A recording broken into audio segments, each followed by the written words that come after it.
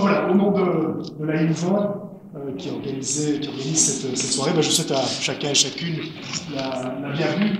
Et puis je voulais aussi vous féliciter parce que venir à vélo comme ça, après une soirée, je suis sûr qu'il y en a plein qui sont venus à pied aussi. Vous n'êtes pas venu à vélo? À pied. Il me semblait bien aussi, moi quand j'ai voulu parquer mon gros 4x4 là, hybride, j'avais pas beaucoup de place au parking. Voilà. Alors, je m'étais dit, bon, qu'est-ce que je fais pour introduire cette soirée? Est-ce que d'habitude on présente les deux invités? Mais je trouve pas ça juste. Et puis c'est assez chiant. C'est un peu comme si on allait les intégrer une heure plus tard, on raconte un tas de belles choses sur eux. Et donc j'ai décidé de parler de moi. Ça ne vous dérange pas. C'est son combien de temps? Vous verrez. Effectivement, j'avais envie de vous partager ce que j'ai appelé mon chemin de transition. Alors moi, je ne suis pas du tout comme ces deux messieurs, un expert dans le domaine. Dans ce domaine-ci, j'aime bien m'appeler Monsieur Tout le Monde. Il faut peut-être dire aussi Madame Tout le Monde, je ne sais pas si ça marche ou pas. Mais bon, voilà, je crois que j'ai un chemin un peu comme pas mal d'entre vous doivent l'avoir. Et je trouvais que vous alliez peut-être pouvoir vous attacher à des choses, dire tiens, moi j'ai pas vécu c'est comme ça, oui, j'ai aussi vécu c'est comme ça, ah oui, maintenant on vit ceci, et ainsi de suite. Donc, simplement vous partager ça pendant quelques minutes, je vous promets, je ne serai pas trop long. J'ai l'impression que ça a commencé vers 2012.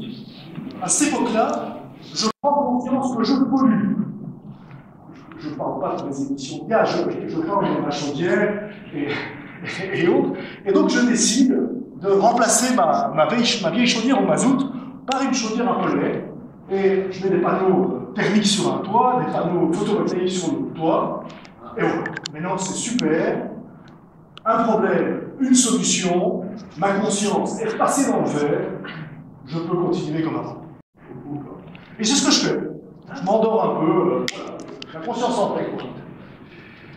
Et puis, quelques années plus tard, 2015, peut-être à peu près ça, j'entends parler pour la première fois de collapsologie. Qu'est-ce que c'est que ce truc-là? Alors on m'explique, oui, la collapsologie, c'est la fin du monde. En gros, c'est ça. C'était, si mes souvenirs sont bons, Pablo Servigne qui est venu parler à Louvain-la-Neuve. Je ne sais pas si c'était Gauthier Chapelle ou lui ou les deux à la fois. Et je me souviens de la réaction épidermique que j'ai eue.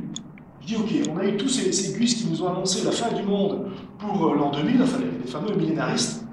Celui-ci, il a 15 ans de retard. Moi, j'en ai rien à faire. Et donc, je me suis vraiment tout à fait fermé à ça. Quand je repense à ça, c'est assez intéressant. Je crois que c'est vraiment ce mot de collapsologie et cette idée de fin du monde. Je n'avais pas compris fin d'un monde, j'avais vraiment compris fin du monde, et j'étais vraiment allergique à ça. Donc, je zappe. Ou en tout cas, je me bouche les oreilles. Quelques années plus tard, 2000 ans, on commence à en parler de plus en plus. Enfin, en tout cas, mes oreilles sont vraiment de plus en plus, parce qu'il y en a qui entendent depuis les années 60. Il suffit de lire le livre de Laurent pour voir ça, que ça fait longtemps, très très longtemps, qu'on en parle. Et entre autres, je tombe sur la série de Pierre-Paul. Pierre-Paul, je le connaissais bien. Bon, il n'avait pas choisi la bonne faculté à Louvain-la-Neuve, mais je cotais avec son frère, on était dans une chambre, qui lui avait choisi la bonne faculté.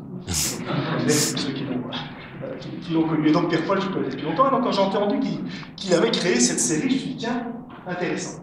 Et ce que j'ai beaucoup aimé dans cette série, bon, il y a l'épisode 1 qui est toujours un peu dur, mais dans les épisodes suivants, c'est que c'est pas du tout culpabilisant. C'est quelque chose qui est profondément positif comme démarche. C'est une série sur toutes ces difficultés qu'on rencontre actuellement, ces défis où on nous parle de pardon, où on nous parle d'amour, on nous parle de transition, on nous parle beaucoup de ce qui pour moi est vraiment essentiel, qui est la transition intérieure. Et donc là, j'ai vraiment bien accroché. L'étape suivante, c'est il y a 2 ans, je crois, à peu près tous les 2-3 ans, à la INVA, on revoit notre raison d'être. Notre raison d'être évolutive, et donc voilà, on la remet sur le métier, on se met ensemble, on discute, on échange, on boit un bon coup, et puis on court notre phrase. Et il y a, je pense, 2 ans, ça a généré ceci. Créer du lien dans notre réseau et bien au-delà, je crois qu'on y est. Susciter le partage d'expériences, l'entraide et le débat, c'est ce que je suis en train de faire. Agir ensemble pour la transition vers un monde durable. Donc on est bien dans le thème aujourd'hui. Mais je me suis dit, tiens, qu'est-ce que je vais faire en tant qu'illustrateur de la INVA pour ça. Et donc j'ai décidé de faire cette soirée. Mais je vous dis, surtout bon, aucune expertise dans le domaine. Je contacte Pierre-Paul qui tout de suite me dit qu'il est partant. Pierre-Paul contacte Laurent qui est tout aussi partant. Ça se fait il y a plusieurs mois. Et puis, je commence à me dire, c'est bien d'organiser une soirée comme ça, mais tu ne connais rien. Et donc, ce serait quand même bien que tu creuses un peu le sujet, que tu n'aies pas l'air trop con devant les gens. Et donc, je commence à écouter, il n'y a pas tellement longtemps, il y a un mois ou deux, je commence à écouter plein de vidéos sur YouTube. Vous allez reconnaître peut-être ceux qui, Jean-Marc Jancovici, Aurélien Barraud, le révolutionnaire, Timothée Parry, plus récemment, un économiste, Gauthier Chapelle, évidemment, Pablo Servigne, tout aussi évidemment, quelqu'un qui m'a beaucoup touché, Véronique Perriot, un autre, qui m'a découvert plus récemment, mais qui était déjà dans la série de Pierre-Paul, Michel Maxime Heger. Et quand j'écoute ces gens-là, pas tous, il y en a qui ne sont pas du tout angoissants, mais je ressens vraiment une angoisse profonde. Ça m'intéresse parce que quand tu as fait un peu le même parcours, Nathalie, et tu m'as dit, oui, je suis vraiment angoissé en regardant ça. Et en fait, cette angoisse, c'était pas pour moi, mais c'est pour mes deux petits-enfants, là, 5 et 3 ans, Hortense et Emilia. Je me suis vraiment dit, mais quel monde on va leur laisser? Ce qui m'est paru comme une évidence en regardant toutes ces vidéos et en creusant, c'est qu'on va dans le mur, ou on va dans des murs. Et ce qui m'a paru certain, c'est qu'on ne va pas réussir à éviter le mur. On va dedans. Donc, qu'est-ce que je peux faire, quoi? Et donc là est apparue cette question d'ingénieur, de nouveau, il y a un problème, et il y a une solution quelque part. Et donc j'ai commencé à chercher sur Internet des solutions. Alors là, ça devient vraiment c'est difficile. C'est pas évident. Il y en a pas mal, mais c'est pas évident.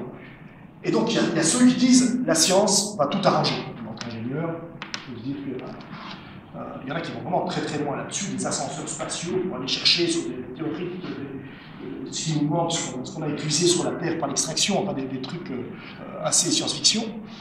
Il y a ceux qui proposent des pistes concrètes. Il y a le Shift Project, par exemple, de Jancovici, un think tank. Par exemple, pour l'Europe, ils ont proposé 9 pistes, 9 actions qui permettent d'atteindre les objectifs accords de Paris en 2050. Voilà, très, très concret. Il y a ceux qui prônent vraiment un retour au Moyen-Âge. Là, il faut tout arrêter, les centrales nucléaires, on arrête tout, il n'y a plus de bateaux sur la mer, on arrête la pub, on arrête Internet, on arrête tout. Et je ne sais pas si on peut encore traiter ça vache, ça dépend si on est vegan ou pas. Mais en tout cas, ça a l'air d'être vraiment inquiétant, un retour en arrière costaud. Là, ça fait froid dans le dos. Il y en a qui proposent de réduire la population. Le problème, c'est qu'on est trop nombreux. Heureusement, il y a eu des pandémies, mais dans la guerre en Ukraine, il y a l'espoir. Alors, oui, il y en a un qui disait, en fait, c'est assez facile. Il suffit d'arrêter les guerres. Et on prend le budget qu'on utilise dans les guerres, le budget des armées, le budget de l'armement, et on met tout ça dans la croissance verte. Moi, j'ai tout de suite appelé Vladimir, ça s'en occupe. Alors, il y a Véronique Perriot qui m'a beaucoup interpellé et touché. C'est une piste parmi d'autres. C'est marrant, elle m'a contacté. Tu connais Véronique Perriot? Elle vient de faire un petit bouquin sur la gratuité. Elle m'a contacté par Facebook, je ne savais pas qu'il allait en parler. Voilà. Et puis je tombe de nouveau sur Pablo Servigne, qui explique que chaque fois qu'il fait un truc comme ceci ou une interview, il y a chaque fois un emmerdeur qui lui demande c'est quoi la solution. Et alors il dit, ça c'est vraiment le truc, mais ça me fout les boules. Enfin il ne le dit pas comme ça, mais il dit que ça me met en colère. Et donc je me dis, attends là, Pablo, t'es un type intelligent, tu racontes des choses qui tiennent la route. Avant, je t'avais tout à fait viré, mais non, je t'écoute. Et là, tu me dis que te demander s'il y a une solution, ça te met en colère. Et ce truc-là, ça a trotté dans ma tête pendant plusieurs jours. Et puis, je suis retombé sur la phrase que tout le monde connaît, avec Einstein. On ne peut pas résoudre un problème avec le même mode de pensée que celui qui l'a créé. Donc, mon mode de pensée, c'était problème, donc il y a une solution. Et si c'est ça, justement, qui doit plus, c'est qu'on n'est pas dans une crise, en fait, on est dans autre chose. il n'y a pas de solution pour revenir à ce qu'on connaît aujourd'hui. Ce qu'on va vivre, nos enfants vivront, et nous, peut-être, on ne vivra pas ça, ce sera autre chose. On n'aura plus rien à dire. Là, c'est parfait. On va aller voir. C'est ce en quoi je crois, en tout cas. Mais ce ne sera pas la même chose. Donc, il ne faut pas réfléchir en termes de solution. Il y a une autre approche, il y a un autre chemin à prendre. Et on doit arrêter de penser comme des consultants. J'ai été pendant des années, donc là, on part d'une situation A où il y a des problèmes, ça ne convient pas tout à fait. On définit la cible, et puis c'est facile, on fait le plan. On déroule le plan. Si c'est compliqué, on coupe en tout petits morceaux, on fait des plans parallèles, des choses comme ça. Et puis on y arrive. Ça foire souvent, mais voilà, ça c'est la pensée classique. Et ça ici, ça va pas marcher parce qu'en fait, le point B là, on ne le connaît pas. On ne sait pas où on veut, où on va, où on pourrait aller. Et donc on est plus dans quelque chose, je ne sais pas si vous connaissez la théorie de lui, moi c'est un modèle qui m'inspire beaucoup. On a d'abord quelque chose à lâcher, se mettre à l'écoute de ce qui se passe, c'est ce qu'on fait, hein, c'est ce qu'on est en train de faire là, et puis à lâcher nos croyances, nos certitudes, à lâcher aussi notre vision du futur tel qu'on l'avait, pour se retrouver dans une forme de, Otto Scharmer, il appelle ça la présence, hein, une forme d'être, et d'accueillir le futur qui vient, mais qu'on ne connaît pas. Et donc petit à petit, après ce lâcher prise, il dit letting go, laisser partir, il faut laisser venir, accueillir. Et ça, c'est la seconde branche du U. Pour créer ce futur, il y a cet tâtonnement qu'on voit qui sont déjà là. Toutes ces personnes qui essaient des petites choses, qui sont en train d'émerger, et petit à petit arriver à quelque chose de plus grand, qui sera notre monde de demain, mais qui aujourd'hui n'est pas encore connu, et que nous avons quelque part à accueillir. Et là, c'est probablement une métamorphose. Alors, je ne vais pas aller plus loin, après ce seront des gens intéressants qui vous diront des choses. Alors, l'agenda pour ce soir, ma petite intro. Laurent va prendre la parole ensuite. Pierre-Paul s'exprimera à travers des extraits des arbres qui marchent, tu me diras peut-être quelque chose en plus. Et puis on aura un échange à deux, je n'interviendrai pas trop, je leur poserai quelques questions qui ne seront pas trop méchantes, je pense. Autour des 4 mots, en fait ils ont choisi un titre, c'est eux qui l'ont choisi. Donc les 4 mots, l'écocide, le suicide, ça va être chouette ça, la métamorphose et puis la joie. Donc on va aller sur ces 4 mots-là. Et puis, vos questions. Voilà. Et enfin, on passera à l'essentiel. D'accord ? Au plus tard, à 21h30. Donc, celui qui a faim dans la salle, il a un peu le délai d'attente avant. Mais je trouve qu'on peut quand même applaudir. Oui, on peut applaudir.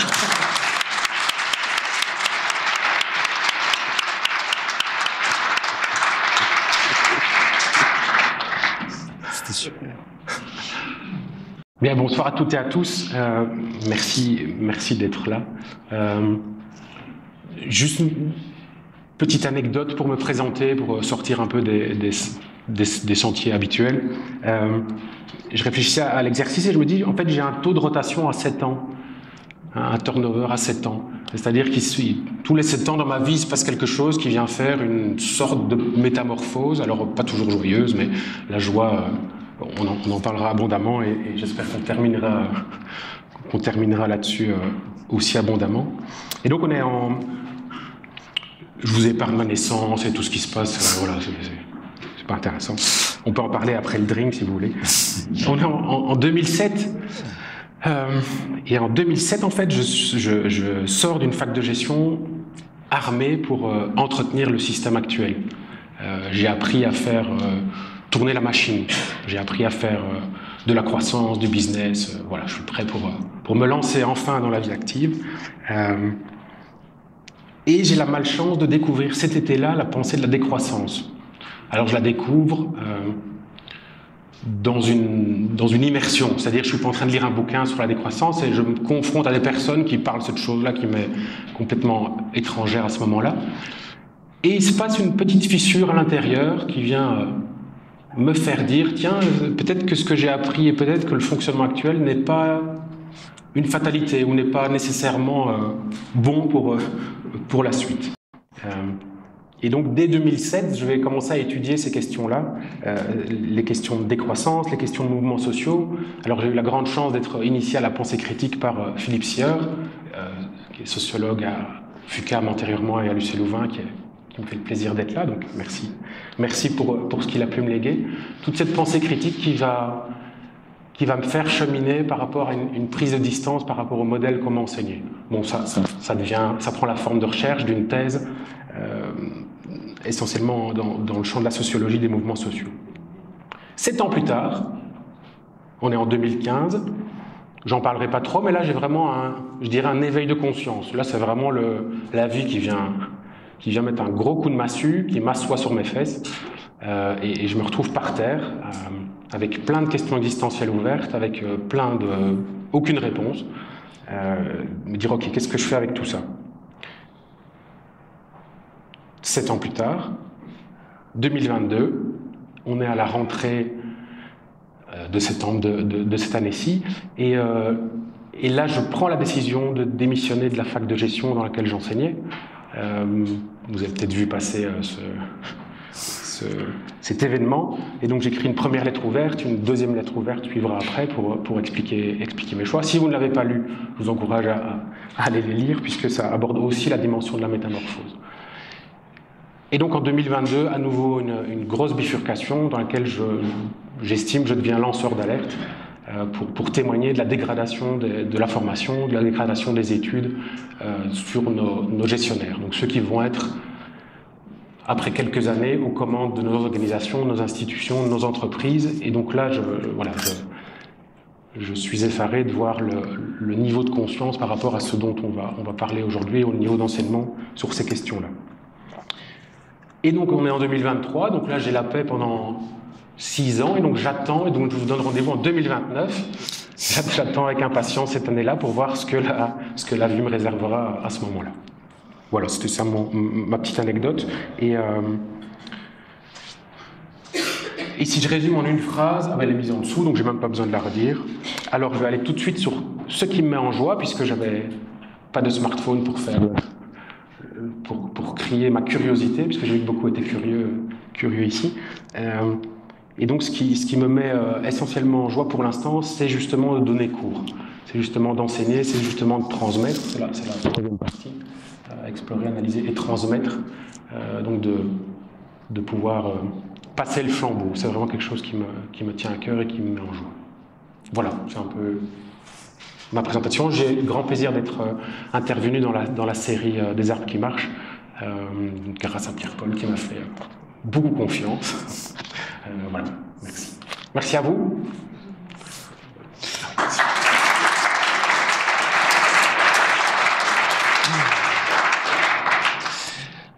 Alors, moi, si j'ai fait les arbres qui marchent, c'est grâce à Laurent. C'est parce que avant les arbres qui marchent, j'ai fait mon premier atelier de travail qui relie, et ça a énormément nourri ma démarche, même si j'avais déjà commencé le tournage à ce moment-là. Donc moi, j'ai mis donc j'ai fait ces études-là, et puis je fais des trucs comme ça.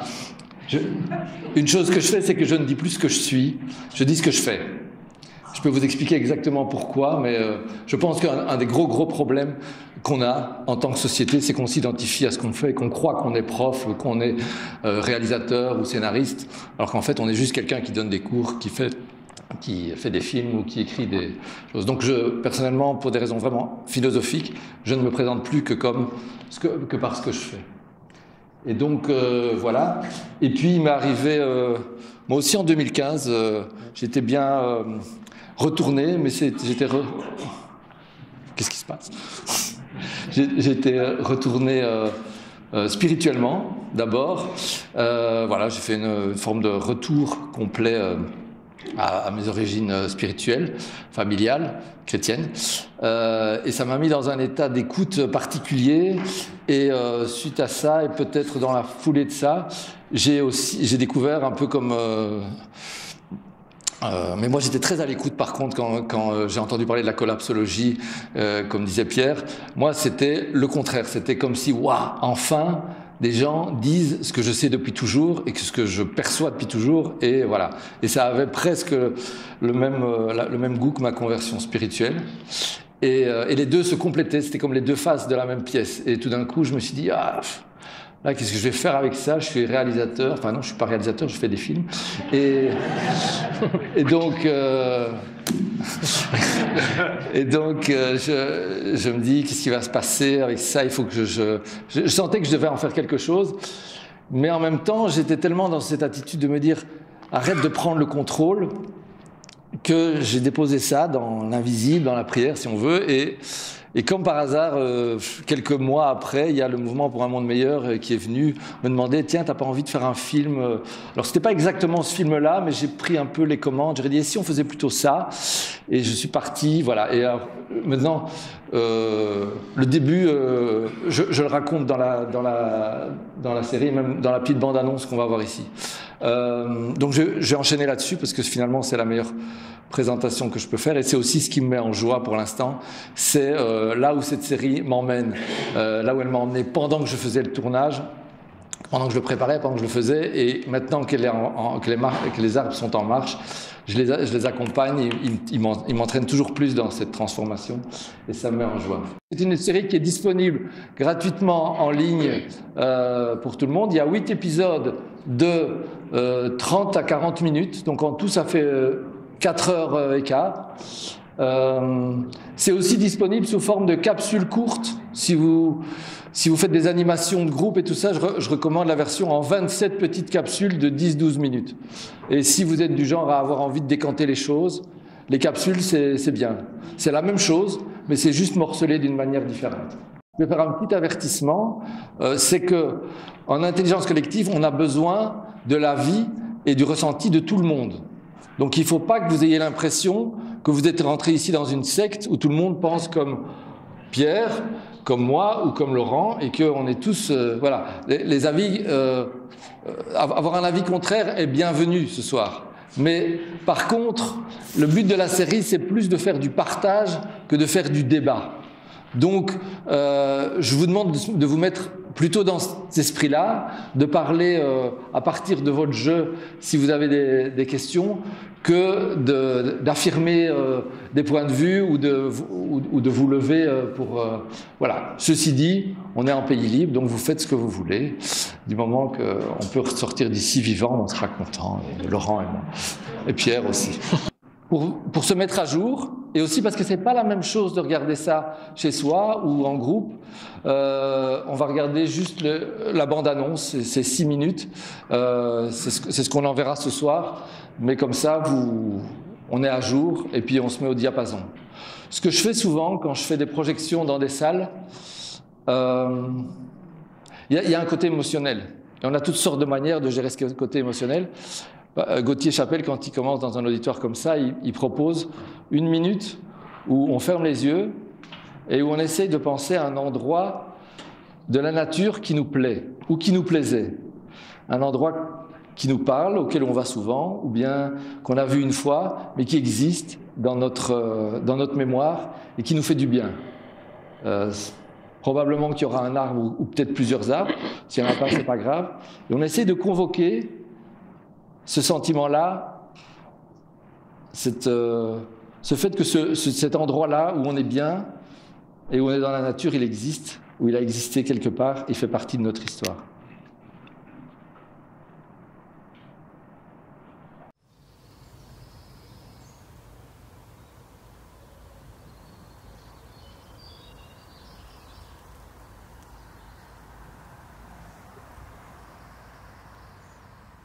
Au commencement, il y a cette demande du mouvement pour un monde meilleur. Une demande qui m'a mise en mouvement, justement, parce qu'elle faisait écho à mon chemin de questionnement personnel, et pas seulement au mien. Je me dis souvent que les personnes n'imaginent pas l'ampleur de ce que la science est en train de nous dire. N'imaginent pas à quel point tout est relié, n'imaginent pas à quel point on est vraiment en train de buter sur des frontières, sur des limites. C'est la viabilité même de la vie humaine sur Terre qui me paraît aujourd'hui poser question. Et ça, j'avoue que je ne m'habitue pas. C'est pas une religion, c'est pas une fin du monde qui est liée à des croyances religieuses, c'est une fin du monde qui est liée à des faits tangibles, à des faits scientifiques tangibles. Et c'est nos croyances humaines qui nous empêchent d'y croire. C'est ça qui est fort. Donc je pense que l'individu et l'humanité sont à ce stade d'être confrontés à un réel qui est inacceptable. C'est horrible. Moi, ça fait 1 an et demi que doucement je m'informe et chaque jour je change parce que je ne peux pas accepter le système dans lequel on vit. Parce que c'est un modèle meurtrier. Enfin, je veux dire, si vous écoutez Yves Sagno, si vous écoutez des gens qui vivent le changement climatique au premier chef, enfin, ce système tue. C'est pas ce système abîme le vivant, ce système tue, point. Il tue la nature, il tue des humains, d'accord ? De mars 2019 à août 2020, guidé par des lectures, des conseils, des intuitions et aussi des synchronicités, je suis parti à la rencontre d'une trentaine de personnes en Belgique, en France et en Suisse. Des personnes au profil ou au parcours parfois inclassables, qui m'attiraient ou m'intriguaient parce que je les sentais positionnés aux jointures, dans des endroits atypiques, un peu inconfortables ou intranquilles. Chacune d'elles m'a parlé en son nom propre, à partir de son expérience et de ses convictions personnelles. Oui, la question qui revient tout le temps, c'est que faire quand le réflexe, en fait, quand on présente un problème à quelqu'un ou à une assemblée, c'est tout de suite d'aller trouver des solutions pour évacuer le problème. Quand on analyse, on voit que tout ça est imbriqué et entrelacé et qu'on est vraiment dans quelque chose qui est de l'ordre d'un bouleversement systémique. Sans la manière de repenser notre vivre ensemble, notre lien vivant, l'importance d'un arbre, l'importance d'une forêt, l'importance d'un animal, l'importance des ressources limitées, sans ressentir et comprendre ce sens-là, le renouveau ne sera pas possible. C'est de se dire qu'en fait toutes les autres espèces savent comment prospérer sur Terre clairement bien mieux que nous, parce que nous, depuis qu'on prospère, on détruit tout, alors que les autres espèces, quand elles prospèrent, ont réussi à entretenir un système qui auto-prospère ensemble depuis des milliards d'années. Et de comprendre combien l'interconnexion d'une forêt, etc., est extrêmement intelligente. Le collectif intelligent, il est partout autour de nous. Et donc il est largement temps que les humains se le réapproprient, ils l'ont eu. Puis ça a été cassé pour pouvoir vivre cette époque d'explosion, d'isolement. J'ai découvert que les chrétiens, depuis 2000 ans, disent qu'ils sont dans le temps de la fin. Et le temps de la fin, il se marque dans des périodes de manière parfois un peu plus accentuée. Et je pense qu'on y est vraiment dans le temps de la fin. Il y a quelque chose qui se termine. J'ai 58 ans, une femme, 3 enfants, de la barbe, la peau blanche. Je fais partie d'un pays et d'un milieu social favorisé, avec l'empreinte écologique qui va avec. J'ai un mode de fonctionnement franchement intellectuel, et vous l'avez compris, je suis ancré culturellement et spirituellement dans le christianisme. Je sens que pour toutes ces raisons et dans toutes ces parties de moi-même, la situation m'appelle à changer mon regard et mes habitudes de pensée. C'est pour ça que je suis allé vers ces personnes qui ont beaucoup de points communs avec moi, mais aussi de belles différences. Évidemment, cette conscience quotidienne de la gravité de la situation dans laquelle on s'enfonce, elle m'a aussi ouvert une sensibilité spirituelle que je n'aurais peut-être pas eue de la même manière s'il n'y avait pas eu ça. Pour moi, les deux sont vraiment liés. Il y a une voix intérieure qui est peut-être pas, peut-être moins urgente que le que faire, mais en fait, elle est plus importante. Le temps de la fin, c'est le temps qui est le temps d'urgence, en fait. Et c'est les premiers mots du Christ, en fait. Dans l'évangile de Marc, il dit « le moment, c'est maintenant ». En grec, c'est le kairos, c'est le moment favorable. Voilà, le désastre écologique qui est devant nous est certainement le moment décisif d'une transformation radicale de notre relation au monde et entre nous, nos relations sociales. Donc là, il y a des opportunités inouïes qui s'ouvrent devant nous, y compris au plan anthropologique, spirituel le plus profond, certainement.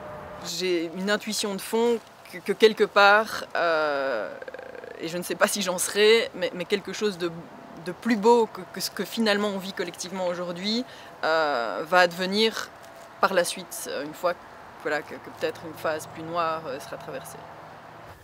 Un accouchement, c'est une souffrance pour beaucoup de personnes. Mais ça vaut le coup.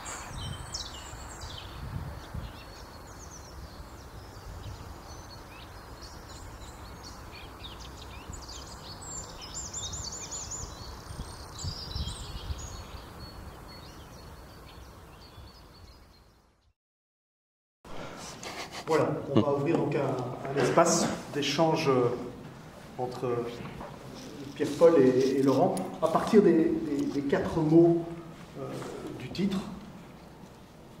Et donc le premier mot, écocide. Vous avez commencé fort, je me suis dit avec un titre pareil que Nathalie et Sophie aient réussi à remplir une victoire, je trouve ça extraordinaire. Donc, écocide. Pourquoi écocide? Quelques mots pour lancer les discussions. Donc écocide, on entend le cide de l'éco, l'oikos. Donc c'est juste une façon de nommer le fait qu'on est en train de détruire notre maison, notre planète commune, qui est une notion qui est au travail aussi chez les juristes. Hein. Donc c'est pas juste un label écolo. L'idée d'écocide, voilà, on a dit 2-3 mots dans la bande-annonce, c'est l'idée qu'on est en train de mettre à mal les conditions d'habitabilité de la planète pour le vivant, c'est-à-dire pour les humains, mais aussi pour de larges pans de ce qu'on appelle la biodiversité, dans une logique plutôt comptable. Voilà, toute une série d'études, il ne s'agit pas de tout étaler ici, mais simplement l'idée que on a chiffré actuellement 6 grandes limites planétaires, dont le changement climatique, qui sont dépassées sur 9. Ça ne veut pas dire que les 3 autres ne sont pas dépassées, puisqu'il y a plein de complications pour mesurer ce genre de limites. Mais donc on sait que voilà, la biodiversité qui s'érode, l'affectation des sols, enfin, voilà, on a tout un panel que je ne vais pas vous relister aujourd'hui. La chose importante pour moi, c'est bien l'idée systémique qui est derrière ça. C'est qu'on n'est pas face à un problème, comme on le disait en introduction, on n'est pas face à un problème de climat. On n'est pas face à un problème de fertilité des sols, on est face à quelque chose de plus racine, de plus en dessous de ça, qui parle de notre rapport au monde. Et cet écocide ne vient pas de rien, c'est pas une fatalité. L'écocide vient de ce que je nomme avec d'autres philosophes la méga-machine. C'est juste une façon de redire l'ensemble de nos pratiques, l'ensemble de notre rapport au monde, notre modèle de développement, notre modèle d'extraction, de production, de consommation. Voilà. C'est ce système-là qui produit mécaniquement, en tout cas en l'état actuel, qui produit mécaniquement l'écocide et qui mène, donc c'est je dirais, une des conséquences, qui mène aux effondrements, comme le courant de la collapsologie l'a abondamment abordé, des effondrements de population, des effondrements de milieu, des effondrements de fertilité des sols, voilà, c'est assez documenté. C'est un peu ce triptyque-là, donc une méga-machine qui entraîne l'écocide, qui conduit aux effondrements, et on y est déjà, puisqu'on sait que des pans entiers de la biodiversité sont déjà disparus, certains avant même d'avoir été découverts. Et puis je termine là-dessus, la métaphore qui me parle, en tout cas pour tenter qui nous aidera peut-être dans la conversation pour mobiliser un certain type de changement, c'est l'idée que nous serions le 14 avril 1912, il y a sans doute beaucoup de cycles de 7 ans pour revenir jusque-là, je calculerai, vers minuit, donc on a heurté l'iceberg. Donc vous l'avez deviné, on est sur le paquebot, sur le Titanic, qui me semble être une métaphore comme une autre, mais assez intéressante d'un point de vue technique, d'un point de vue communicationnel, d'un point de vue sociologique, d'un point de vue politique, en tout cas de ce qui se passe sur ce bateau et ce qu'on peut en dire. L'écocide est là, nous avons heurté l'iceberg. La voie d'eau est ouverte, c'est le tout début, et donc voilà, qu'est-ce qu'on fait de ça, comment est-ce qu'on va gérer la chose, appréhender la chose, en sachant que la vie reste belle. Et donc j'ai plutôt envie de mettre en place des solutions, mettre en place une série de choses pour nous sortir de ce pas. Donc voilà, c'est pas la fatalité dont on va couler avec lui. Mais c'est une métaphore sur laquelle je reviendrai, cette idée que nous sommes collectivement dans un Titanic qui a déjà heurté. C'est pas pour dans 15 ans, c'est pas pour dans 20 ans. Les tendances sont tellement longues, les effets d'inertie sont tellement longs, notamment climatiques, mais pas que voilà, pour faire revivre un sol, il faut plusieurs années. Ça dépend du taux de dégradation, mais il faut parfois de longues années avant que vous ayez de la fertilité qui revient, par exemple. Voilà.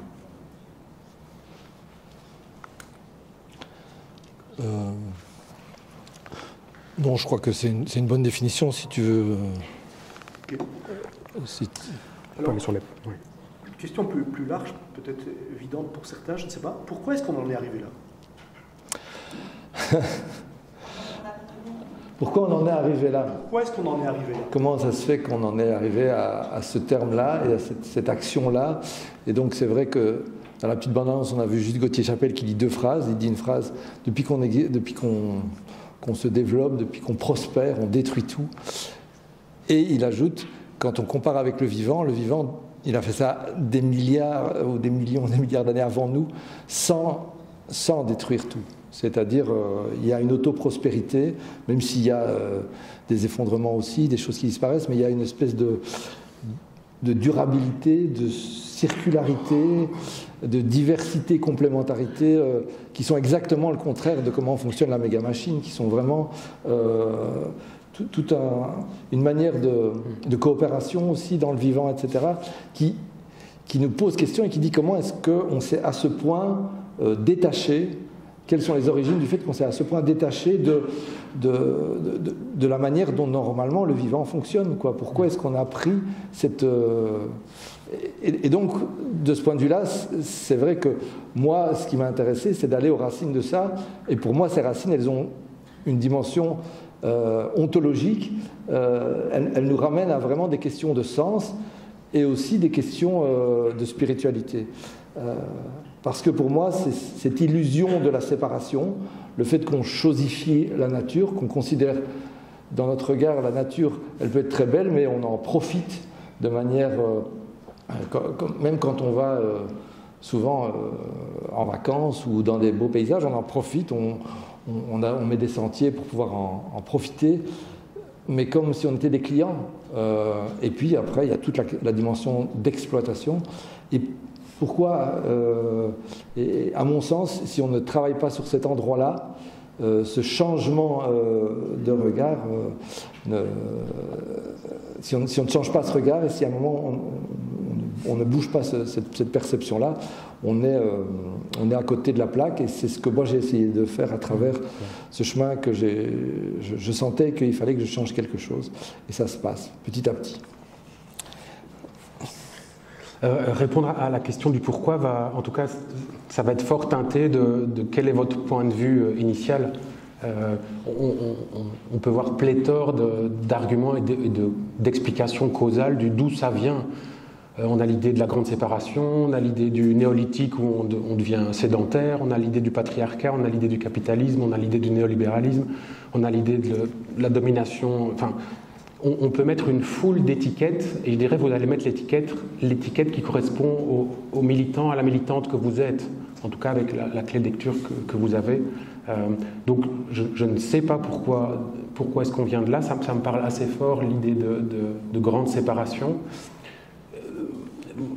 J'ai assez l'impression qu'on subit le contre-coup de notre puissance ou de notre capacité à inventer des choses.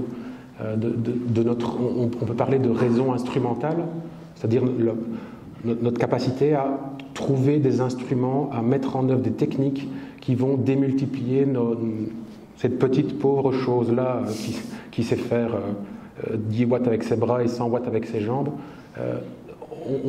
On a eu une inventivité énorme pour démultiplier ça, pour tout ce qu'on pourrait appeler nos prothèses exosomatiques. Cette chose-là n'est pas un mal en soi, selon moi, c'est juste qu'elle a été découplée, qu'elle s'est retrouvée désenchâssée d'une culture qui était là, on a des cultures millénaires qui étaient là pour juguler ça, pour lutter contre l'hubris, pour enchasser notre capacité technique à faire du bien et du mal, enfin, on pourra discuter de la neutralité, à enchasser ça dans une culture qui était censée laisser une mesure derrière ça. Ne pas juste ouvrir toutes les vannes. Là, j'ai juste l'impression qu'on est collectivement des enfants à qui on a donné les clés de la centrale nucléaire. Donc, bah oui, on joue avec quelque chose d'une puissance juste gigantesque, et ça vient poser la question de la responsabilité ou de la culpabilité. Qu'est-ce qu'on fait de ça quand on regarde la chose du point de vue ben voilà, on a juste des outils. Avec très peu de moyens, vous pouvez acheter une voiture qui va peser 2 tonnes et qui va avoir un impact considérable. On est dans des démultiplications d'effets très faciles, surtout dans nos cultures. Donc, moi, je pense qu'il y a un désenchâssement culturel. On a eu besoin de se libérer de tout ça. On a eu besoin de dégager la religion, qui était vue comme un carcan, de dégager les spiritualités, de dégager les lignées.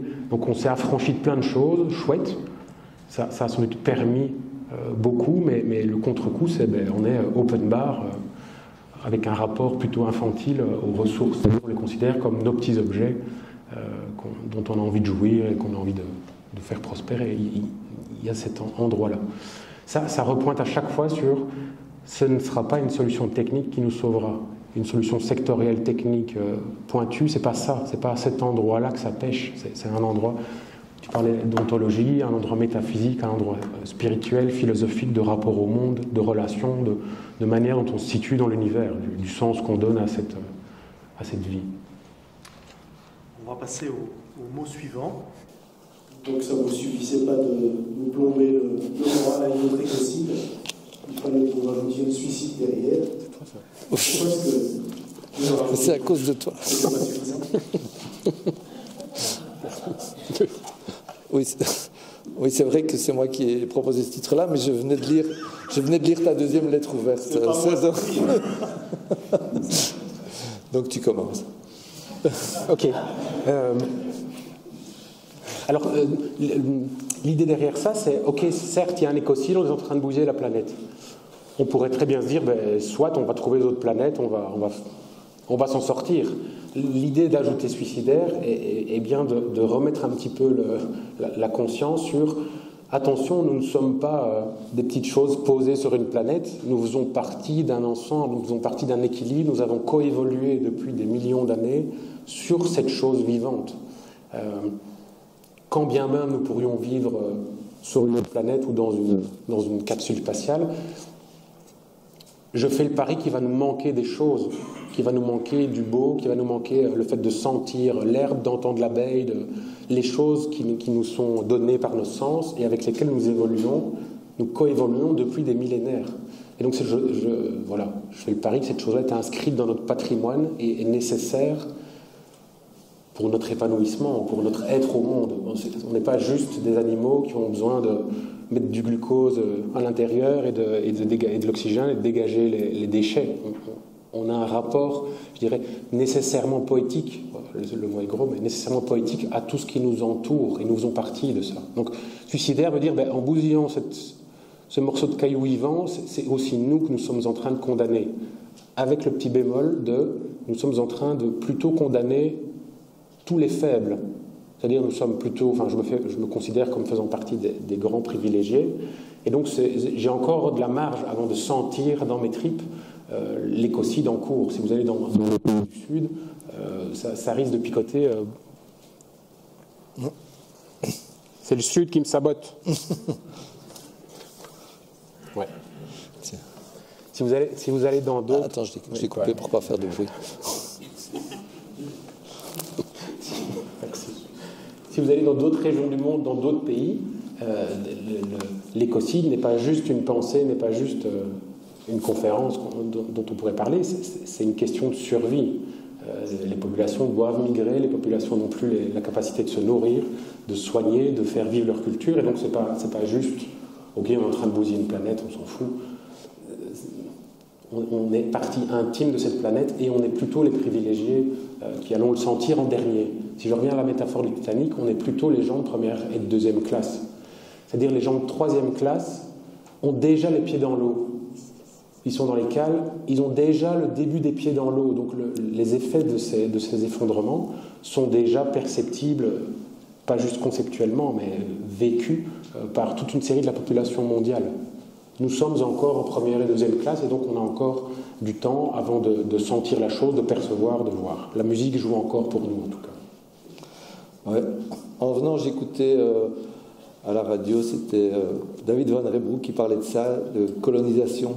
C'est-à-dire que si on superpose la carte des pays qui polluent le plus et avec les pays dans une autre couleur qui souffrent le plus qui dégradent, on va dire, plutôt que polluent, qui émettent le plus de gaz à effet de serre, etc., et ceux qui souffrent le plus des conséquences, ça se superpose quasiment exactement à la carte des grands pays coloniaux et de la carte des colonies, en fait. Et donc, c'est vraiment... voilà, on est exactement sur... Ça, la colonisation continue, en fait, même si on a décolonisé, ça continue par cette manière-là qu'on a de vivre dans notre pays. Alors, tu nous avais dit, mais quoi, suicide? Le suicide, normalement, c'est un acte volontaire, c'est un acte délibéré. Sinon, c'est un accident, c'est quelque chose... donc, pourquoi est-ce qu'on peut dire que c'est vraiment du suicide? Alors, en tout cas, à partir de maintenant, si vous avez écouté et que vous croyez ce qu'on a dit, si on écoute aujourd'hui les scientifiques, on ne peut que savoir qu'on est au courant. C'est pas un accident, c'est pas quelque chose. On est prévenu, et on est prévenu depuis très longtemps. Donc, il y a quand même quelque chose de très bizarre à le savoir et à continuer, et ça ressemble quand même à une forme de suicide. Pourquoi est-ce qu'on est dans cette... voilà. Alors, en réfléchissant à ça, je me suis dit, il y a deux formes de suicide. Il y a un suicide qui peut être un acte de volonté, où on décide vraiment. Et puis, il y a un suicide qui est une forme de maladie et qui est une sorte de faiblesse, en fait. Et on aboutit au suicide parce qu'en fait, on a perdu complètement le désir de vivre. Parfois, un suicide peut être un acte de vie ultime, en disant, voilà, c'est mon dernier acte de vie, au moins je pose cet acte-là. On peut tout le discuter philosophiquement, mais en tout cas, c'est un acte de volonté. Ici, la question, c'est de savoir les personnes qui sont vraiment en charge, etc., et qui savent et qui continuent, où est-ce qu'elles en sont, je ne sais pas, je ne suis pas dans leur tête. Mais je sais qu'en tout cas, je me sens dans une société qui est malade, vraiment malade, de perte de désir de vie, quoi. Il y a quelque chose qui est effrayant de ce côté-là, et que, du coup, on est dans une forme de dépression, de burn-out. D'ailleurs, c'est pas pour... On le dit que le burn-out individuel est lié à une sorte de burn-out collectif, sociétal et planétaire. La planète aussi est en essoufflement. Et donc, on va vers le risque de suicide parce qu'on est déconnecté de notre désir de vie. Et dans la série, au début de l'épisode 4, Dominique Collin fait cette analyse lui, il diagnostique ça comme le nihilisme. Le fait qu'il y a une idéologie nihiliste qui a contaminé toute notre société et qu'on est là à être... il dit c'est la volonté de rien qui devient le rien de la volonté. Bon, c'est un peu... Je renvoie à la série pour qu'il explique, mais il explique très bien qu'en fait, on est en train de courir après toutes sortes de choses qui sont des riens et qu'à un moment, on se rend compte que c'est rien et que du coup, on n'a plus de vouloir. Et donc, voilà, et ce diagnostic, moi ça m'intéressait que ça soit pointé comme une maladie et pas comme une erreur. Parce que du coup, ça nous met dans une... Tu parlais de ne pas être dans la culpabilité. En fait, quand on est malade, on n'est pas responsable de sa maladie. On peut être juste responsable de ne pas se soigner, de ne pas aller chez le médecin et de ne pas prendre en charge la maladie. Mais c'est une culpabilité qui est différente. C'est peut-être aussi parce qu'on ne voit pas où elle remède. Donc, voilà. Je peux juste... Pour moi, ça induit deux choses. En plus, une chose très agréable à entendre, c'est que derrière l'idée de suicide, ça pour moi, ça indique qu'il n'y a pas de fatalité. C'est que je vois cette méga machine comme une construction, alors pas tout à fait facile à défaire, mais ce n'est pas une fatalité, ce n'est pas quelque chose dont on ne pourrait pas sortir. Et donc c'est la voie de sortie qu'on vous indique. Il y a bien la possibilité, pas du tout facile, mais d'une métamorphose. Sinon, tant pis, prenons acte et jouissons une dernière fois tous ensemble. L'idée de suicide vient dire, ok, ce n'est pas une fatalité, c'est une construction héritée, voilà, on peut discuter du pourquoi, mais on peut sortir de ça. Et la deuxième chose, ça rebondit sur la notion de culpabilité, c'est de sortir de cette... absolument sortir de la culpabilité, en tout cas au niveau de l'individu. Sinon, nous sommes dans la poursuite et le triomphe du néolibéralisme, qui vient atomiser la société, qui vient faire peser tout sur l'individu, la plus petite partie. Donc il n'y a plus de social, il n'y a plus de collectif, il n'y a plus de politique. Et donc, dégageons-nous de cette culpabilisation sur l'individu, parce que c'est juste intenable. Quand on voit l'ampleur du Titanic qui a pris l'eau, vous ne pouvez pas demander à un individu de sauver les 2000 et des passagers. Et donc c'est le niveau collectif, de l'organisation collective qui va être hyper important, et le niveau qui vient au-dessus, le niveau politique, qui ne veut pas dire les partis, c'est une des modalités, mais qui est, je dirais, la gestion de la cité au sens beaucoup plus large. Ces niveaux-là doivent être réinvestis de toute urgence, parce que individuellement, on est juste écrasé par cette responsabilité-là. Donc, voilà, faites de modération. Une question qui fait un peu la charnière avec le mot suivant, qui nous vient de l'Assemblée. Pourquoi ne pas laisser le système s'écrouler? Pourquoi faut-il faire quelque chose? Alors moi je pense qu'il faut faire quelque chose, c'est-à-dire aider le système à s'écrouler. On en parlera après. J'ai des grosses critiques sur la notion de résilience qui me semble hyper précieuse et nécessaire et pertinente, mais surtout pas appliquée à ce modèle-là. C'est-à-dire qu'il faut organiser collectivement la non-résilience de la méga-machine, qui a une capacité dingue à être résiliente, c'est-à-dire à tout absorber, même la critique environnementale. Elle réabsorbe tout, elle en fait du greenwashing, elle en fait des produits, elle va vous vendre des petits sacs de survie pour survivalistes, disponibles sur Amazon pour 95 €. Juste le délire absolu. Donc, on a quelque chose à faire, c'est dans les mouvements de la métamorphose que je propose. Un des mouvements, c'est organiser le démantèlement de la méga-machine, organiser sa non-résilience. Sinon, elle va poursuivre, persévérer et continuer à entraîner tout le reste. C'est très délicat de parler de ça, parce qu'il ne s'agit pas juste de dire... La question était, pourquoi est-ce qu'on ne laisserait pas le système mourir? Moi, je dis, il faut lui pousser une grosse tape dans le dos, sinon il ne mourra pas tout seul. Il est en palliatif et il s'accroche. Sauf que... vous ne pouvez pas... débrancher une machine comme ça. Nous sommes partie intégrale de cette machine-là, c'est-à-dire c'est partout, tout le temps. Donc on a à organiser à côté tous les endroits de résilience qui vont permettre qu'on puisse se dépluguer de cette machine-là, pour ne pas qu'en s'arrêtant, elle nous entraîne avec. Sinon on revient sur la responsabilité individuelle, guerre en Ukraine, prix pétrolier qui augmente. Ok, vous êtes tout seul face à, vous ne pouvez plus vous chauffer, vous arbitrez entre chauffer ou vous nourrir. C'est des choses qui sont juste intenables à l'échelle individuelle, et donc la puissance publique, peu importe sa forme, doit remettre en place du commun. Gaël Giraud parle abondamment des communs. Les services publics doivent être démultipliés pour venir faire une sorte de tapis pour que la non-résilience de la machine n'entraîne pas la non-résilience des humains, des populations, des collectivités. Il y a bien du vivant à sauver, sinon on est juste en train de se suicider activement et on vous propose ça, c'est pas du tout ce qu'on vous invite à faire. Oui, j'ai juste envie de dire qu'effectivement, on pourrait dire quand est-ce que le système va s'effondrer, mais le système, ça dépend de quoi on parle. Mais la méga-machine, effectivement, elle est très puissante, et elle s'enrichit, elle se nourrit encore d'autant plus. Et comme elle sent que c'est la fin de ce qu'elle peut manger, elle veut aller au plus loin. Donc le système, en tant que système problématique, ne va pas s'effondrer de lui-même avant le vivant. Donc, si effectivement on doit accélérer effectivement la chute du système, parce que ce qui s'effondre, c'est pas le système, c'est le vivant, et donc c'est la vie sur la planète. Voilà, je crois que ça répond aussi à la question. Si je dis que la solution c'est la métamorphose, vous n'allez pas être content. La solution dont on ne peut pas prononcer le nom.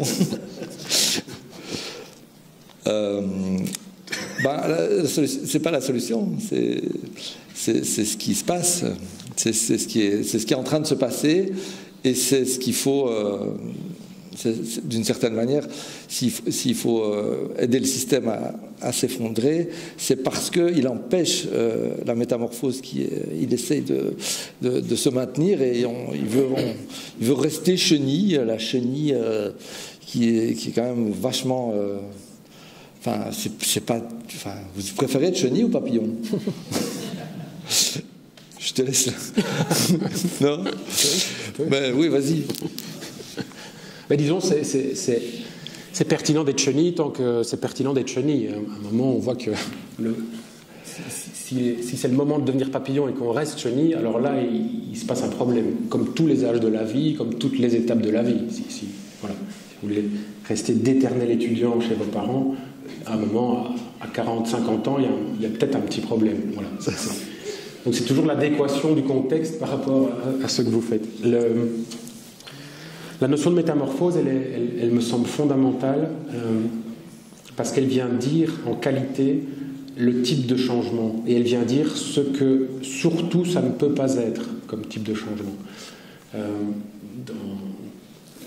Dans la deuxième lettre ouverte que j'ai publiée, je reprenais la théorie du vocable de systémicien de l'école de Palo Alto, qui détaillait l'idée qu'il existerait dans tout système deux types de changements, ce qu'on appelle un changement de type 1, et donc on vient changer des choses dans le système, et un changement de type 2, on ne change plus des choses dans le système, on vient changer de système. Si je prends un exemple, si je prends comme système la mobilité en Belgique, passer de la voiture thermique à la voiture électrique est un changement de type 1. Si je regarde à l'échelle de la mobilité, ça change un curseur, ça ne bouge pas le système de mobilité. Si je regarde comme système la motorisation de la voiture, alors là c'est un changement 2, puisque ça n'a rien à voir un moteur thermique avec un moteur électrique. Vous voyez bien que changement 1, changement 2, ça va dépendre de l'échelle à laquelle je regarde mon système. Une voiture électrique, ça révolutionne la voiture sur le plan du moteur. Mais ça ne révolutionne rien du tout en termes de mobilité. Les questions qu'on pose ici sont bien des questions globales. Donc l'échelle est très grande. Le danger, c'est de continuer à faire des changements de type 1, c'est-à-dire de faire des aménagements à l'intérieur du système. Et vous avez tout le courant actuel du greenwashing, qui est une des traces de la méga-machine, qui continue, persévère, il vient juste bouger des petites choses, voilà, sans réellement changer fondamentalement ce qu'elle est en train de faire. Le danger des changements de type 1, c'est qu'ils vont absorber l'énergie, c'est qu'ils vont nous faire croire qu'on est en train d'avancer, et en fait, c'est des petites voies de garage à chaque fois. Vous avez beau mettre des panneaux solaires sur toutes les maisons en Belgique, vous ne solutionnerez pas notre rapport à l'énergie. Ça va juste tempérer un certain moment, mais ça va déplacer le problème. Et donc on voit bien l'ampleur du changement à avoir. Une métamorphose est un changement de type 2. Quand une chenille devient un papillon, ça n'a rien à voir. L'un et l'autre n'ont rien à voir. Okay ? Une chenille, c'est du terrestre, ça mange des feuilles, ça grossit, c'est ouvert. Et à un moment, ça rentre en chrysalide, c'est le début de mon dessin, ça rentre en chrysalide, et de ça, il sort un papillon. Le papillon qui n'a plus rien à voir avec la chenille. Vous ne pouvez pas comprendre le papillon en analysant 100 milliards de chenilles. Vous voyez, il y a un moment, il y a un gap il y a un lâcher-prise, il y a quelque chose d'inconnu qui arrive. Si vous êtes une chenille, vous ne savez pas ce qui vous attend. C'est pas pour rien qu'on prend cette métaphore-là. Il y a bien cette notion de saut dans de l'inconnu. On ne peut pas baliser complètement un changement de type 2. On ne peut pas arriver avec une logique d'ingénieur qui va planifier toutes les étapes pour dire « Ok, là c'est bon, maintenant on a fait le changement 2, la bascule est faite et on est dans le point, c'est ce que Pierre disait, on est au point B et c'est bon, on a réussi. » Il y a à un endroit un lâcher-prise, on ne sait pas ce que ça va donner. Ce qui est le propre de tous les organismes vivants. Que ce soit une chenille, une assemblée, un pays, une planète. C'est tous des organismes vivants avec des points de bascule dont on ne connaît absolument pas les critères après la bascule. Donc il y a une angoisse potentiellement gigantesque à gérer par rapport à ça. On est face à des inconnus dans lesquels on va devoir aller. Voilà, mais du coup, après la question qui vient, c'est qu'est-ce qu'on fait pour favoriser la métamorphose? Comment est-ce qu'on arrive à participer à cette métamorphose, à pas la subir, mais à en faire partie? Et donc, ça veut dire entrer au moins dans la phase de la chrysalide, qui est une phase qui donne pas très envie, en fait, parce que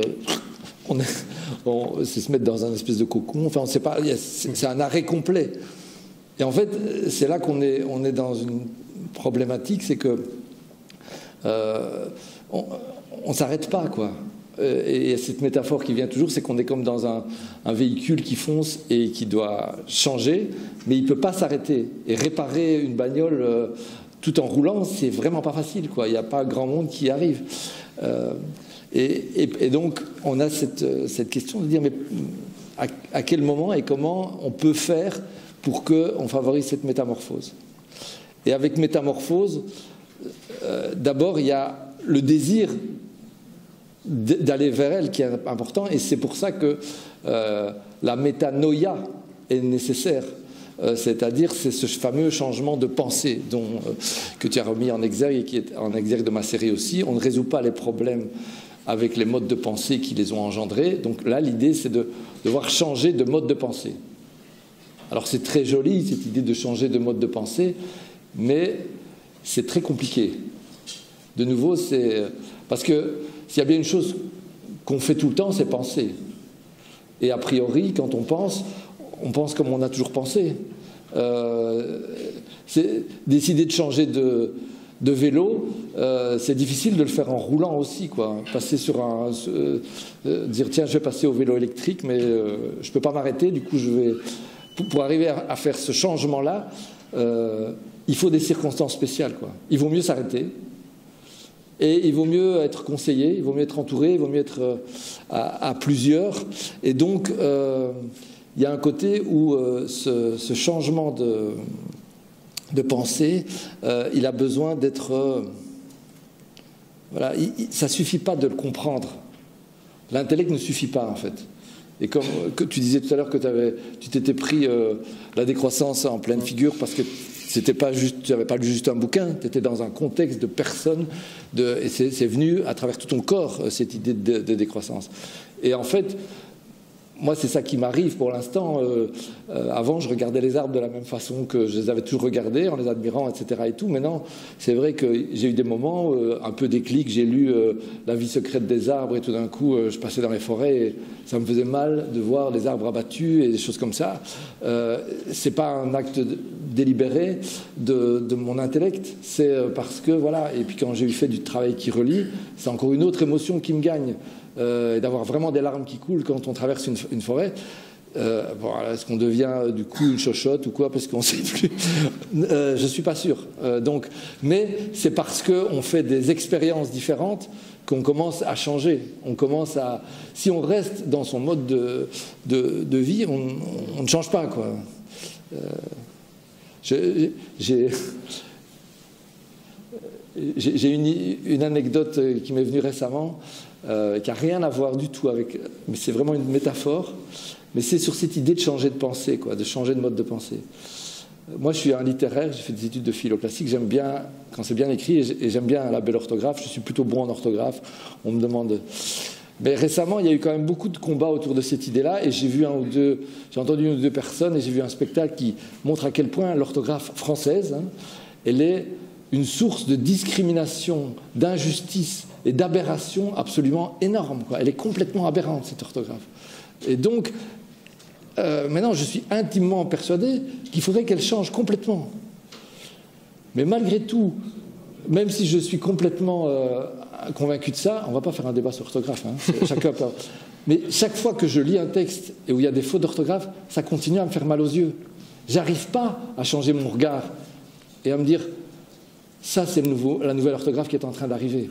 J'arrive pas à avoir de la compassion, de dire c'est quand même magnifique cette faute d'orthographe. Et pourtant j'aimerais bien. Mais voilà, c'est pour vous donner une idée de à quel point... Et donc on est là à dire il faut changer de mode de pensée. C'est franchement compliqué, quoi. Il faut peut-être que j'aille travailler dans un endroit où des personnes doivent rédiger leur CV et que c'est horrible et qu'à chaque fois ils se font avoir parce qu'ils n'ont pas d'orthographe et à un moment j'ai cette colère qui monte en moi contre cette orthographe que j'aime depuis toujours. Donc c'est ça, changer de mode de pensée, c'est se détacher de choses qui nous paraissent importantes. Et pourtant, ça n'a aucune importance, l'orthographe, par rapport à l'écocide. Hein, on est d'accord?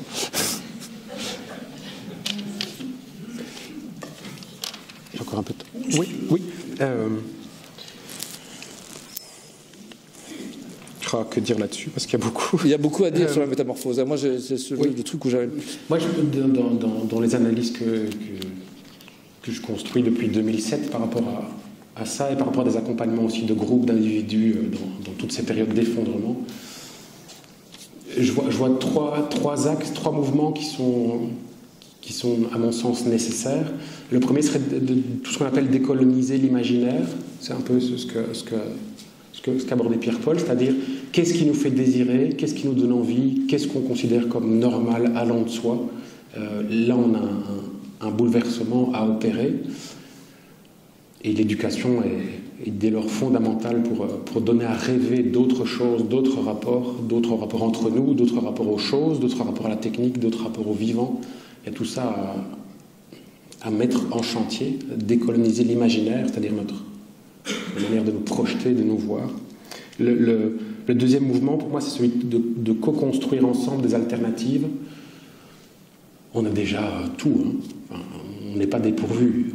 On a plein d'alternatives individuelles, collectives, groupes avec différents niveaux, différentes échelles, qui existent déjà et qu'il faut absolument renforcer, recréer. C'est le tissu dont je vous parlais, le tissu de soutien, le réseau des tempêtes pour quand ça s'effondre, que ça craque. C'est tous les liens, toutes les choses qu'on fait ensemble, pas juste on se connaît sur Facebook, les choses qu'on fait ensemble. On a un jardin partagé, des monnaies locales, des systèmes d'échange, des trocs, du partage, de l'habitat groupé, pléthore de ces choses-là. Il faut renforcer absolument ces endroits-là. Il faut aussi donner la possibilité aux gens de tester et d'éprouver. Je plaide pour que des pans entiers du territoire soient redonnés à des collectivités et voir ce qu'ils en font. Je pense que les expérimentations sur les zones à défendre, les ZAD, par exemple Notre-Dame-des-Landes, on avait des expérimentations avec tout l'intérêt, tous les travers et toutes les bonnes choses qui sont là. C'est vraiment des viviers qu'on devrait, en bonne intelligence, Baptiste Morisot, qui a pas mal écrit sur le vivant, dit qu'il faut laisser des zones se réensauvager. Et je pense qu'il faut aussi laisser des zones se réensauvager avec des humains qui testent des façons d'habiter, des façons de vivre, des façons de s'organiser, de se soigner, de s'aimer, de s'éduquer. Donc, co-construire des alternatives, c'est le deuxième pan. Et le troisième pan, c'est tout ce qui va être démanteler la méga-machine. Le grand danger de nos sociétés, c'est qu'on a beaucoup à perdre. Et donc, pour l'instant, c'est un pan qu'on n'a absolument pas envie d'ouvrir et qui, pourtant, est fondamental. C'est-à-dire qu'on va pouvoir avoir une chouette relation aux arbres, construire des chouettes communautés, avoir nos jardins partagés, avoir nos groupes d'échanges locaux, toutes ces choses-là qui sont fondamentales et nécessaires, mais si elles restent des bulles, si ça reste des îlots et qu'on laisse le reste continuer comme à l'heure actuelle, ça ne changera rien à la donne globale. Et nous sommes bien dans des questions globales. Donc il y a, c'est ce que je vous disais, c'est organiser la non-résilience de la méga-machine.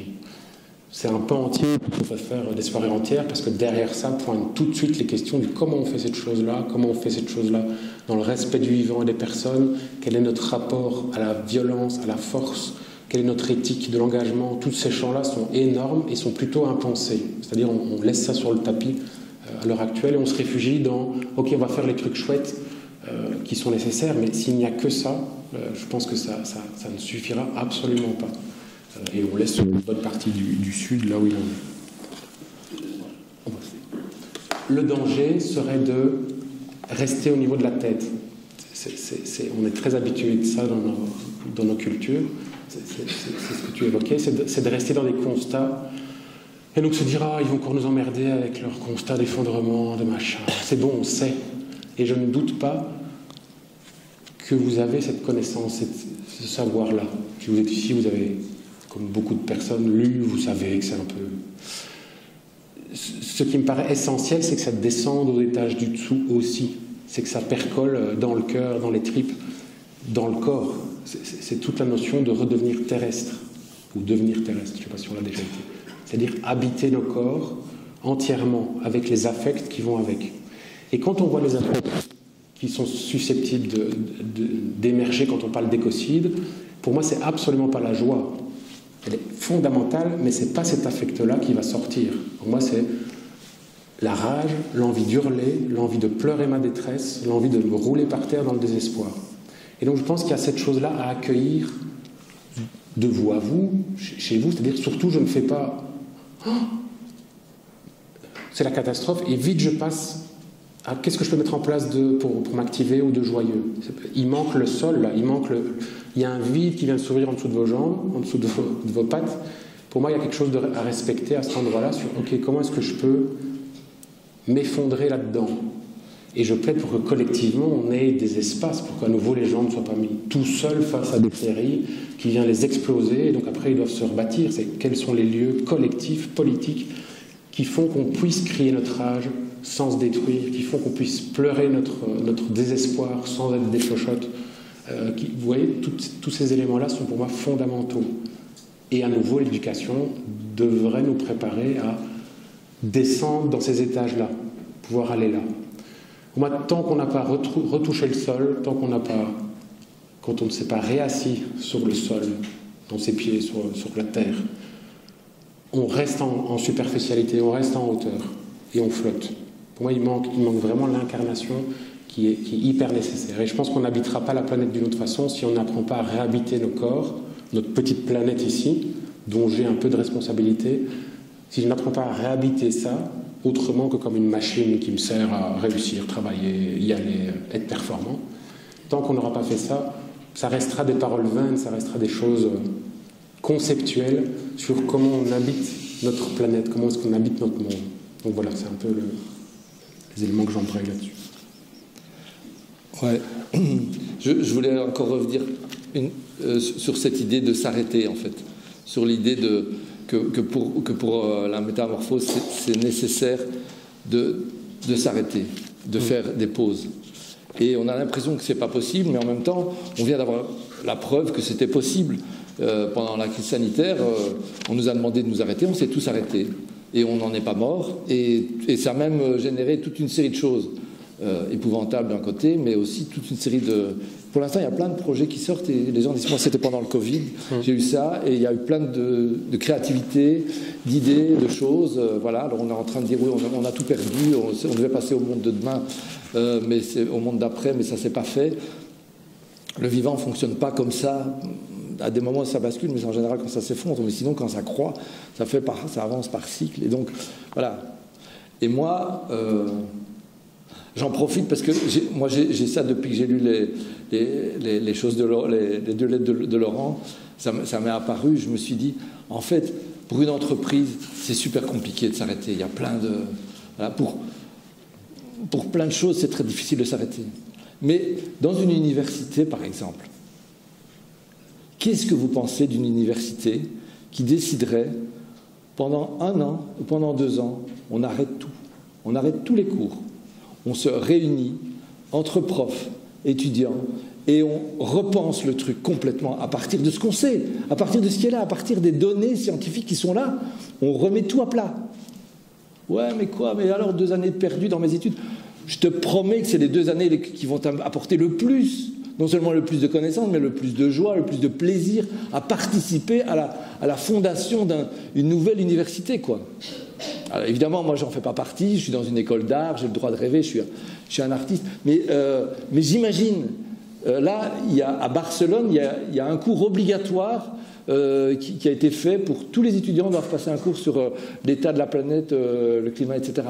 Ça fait la une, enfin, ça a fait toute une petite vague comme ça mais une université qui ferait ça, ben c'est pas un petit article dans les journaux qu'elle aurait, tout le monde la regarderait, et le ranking, il montrait dans un autre, ça aurait un autre impact, quoi. Donc c'est dommage que le recteur n'est pas là, parce que peut-être que quelqu'un lui dira. Mais non, voilà, je sais que je suis dans l'utopie, mais on a besoin de ces imaginaires-là. Et je trouve que les étudiants, ils sont en train maintenant de bifurquer, de dire c'est plus possible ce qu'on est en train de nous... Si à un moment ils bloquent, on va être obligé de faire ça. Mais c'est quand même dommage de devoir attendre que ça soit obligatoire. Il pourrait y avoir des initiatives de cet ordre-là. On va basculer dans la joie. J'y étais là, j'étais déjà dans la joie. Tricheur. J'ai pris de l'avance. La métamorphose, est-ce que la chenille sait qu'elle va devenir un papillon? On peut concevoir qu'on est appelé à cette métamorphose, mais sans savoir si on va se retrouver avec 6 pattes, des ailes, ou je ne sais pas quoi. C'est aussi angoissant. Comment est dans la joie quand on ne sait pas où on va? Comme disait Laurent, c'est vrai que les premières choses qui viennent, c'est pas la joie. C'est pas la joie du tout. Et pourtant, Et pourtant, il y a quelque chose, et c'est moi c'est ce que j'ai exploré dans la série aussi, c'est ce côté où il y a quand même pas mal de personnes qui, à un niveau individuel, sont confrontées à un moment à une mauvaise nouvelle, à une maladie grave, peut-être fatale, et qui en sortent, et qui disent que cette partie-là de leur vie, elle a été incroyable en fait. Elle a été nourrie par tout d'un coup, les choses futiles ont perdu leur importance, et ce qui était vraiment important a pris la place.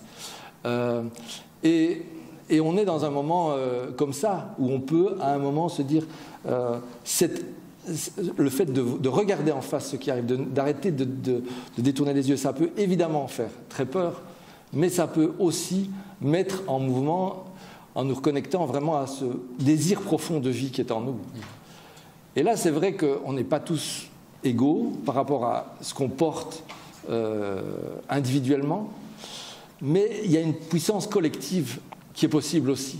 Et quand on voit les personnes qui se mobilisent, les jeunes qui vont faire du blocage, Extinction Rebellion, etc., ça donne envie d'être avec eux. Ils sont en colère, ils se font arracher par les...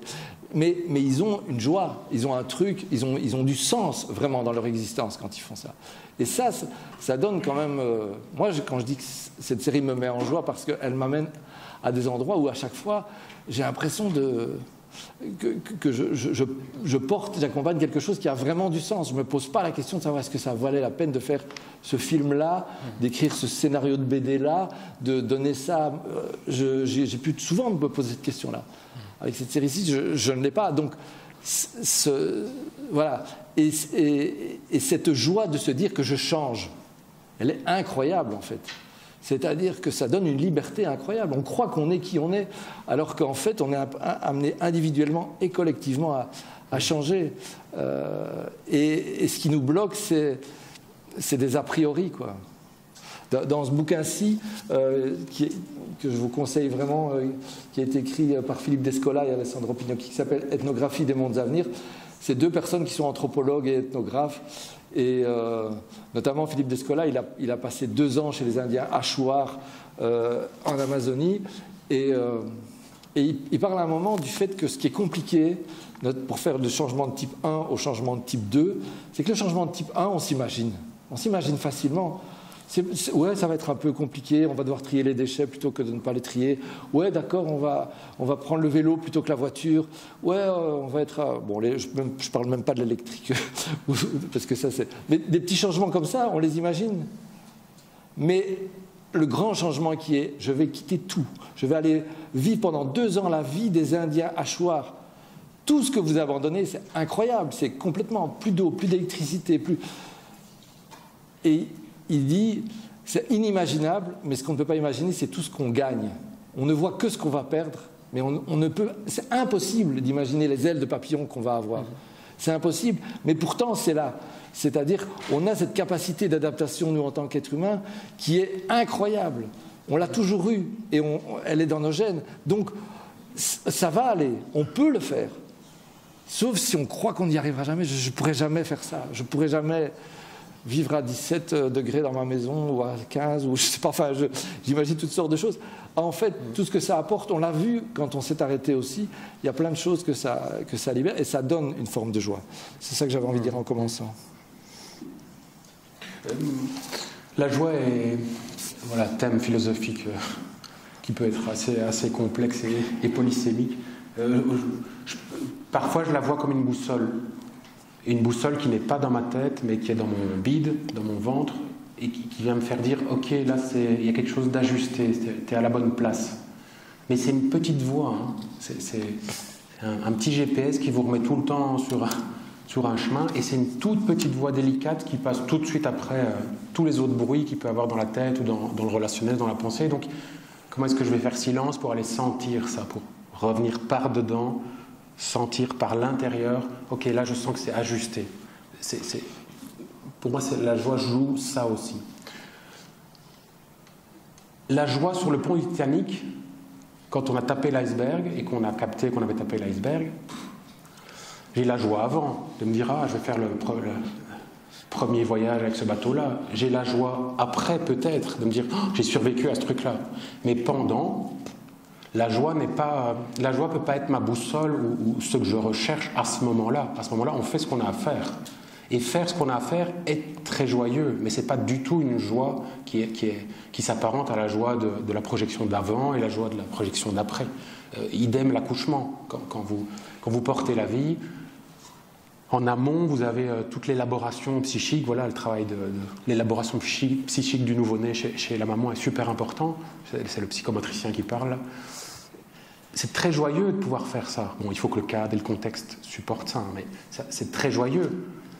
Après l'accouchement, on a des études qui montrent qu'à douleur égale à une péridurale, non pas une péridurale justement, à une ponction lombaire, qui est très douloureuse, à douleur égale, le souvenir de la douleur s'estompe très vite dans le cas de l'accouchement. Pourquoi? Mais parce qu'il y a la joie intense de tout ce que ça a permis et de tout ce qui arrive après. Bon, là, je vous parle en tant que mâle blanc qui ne saura jamais ce dont il vous parle, on est bien d'accord.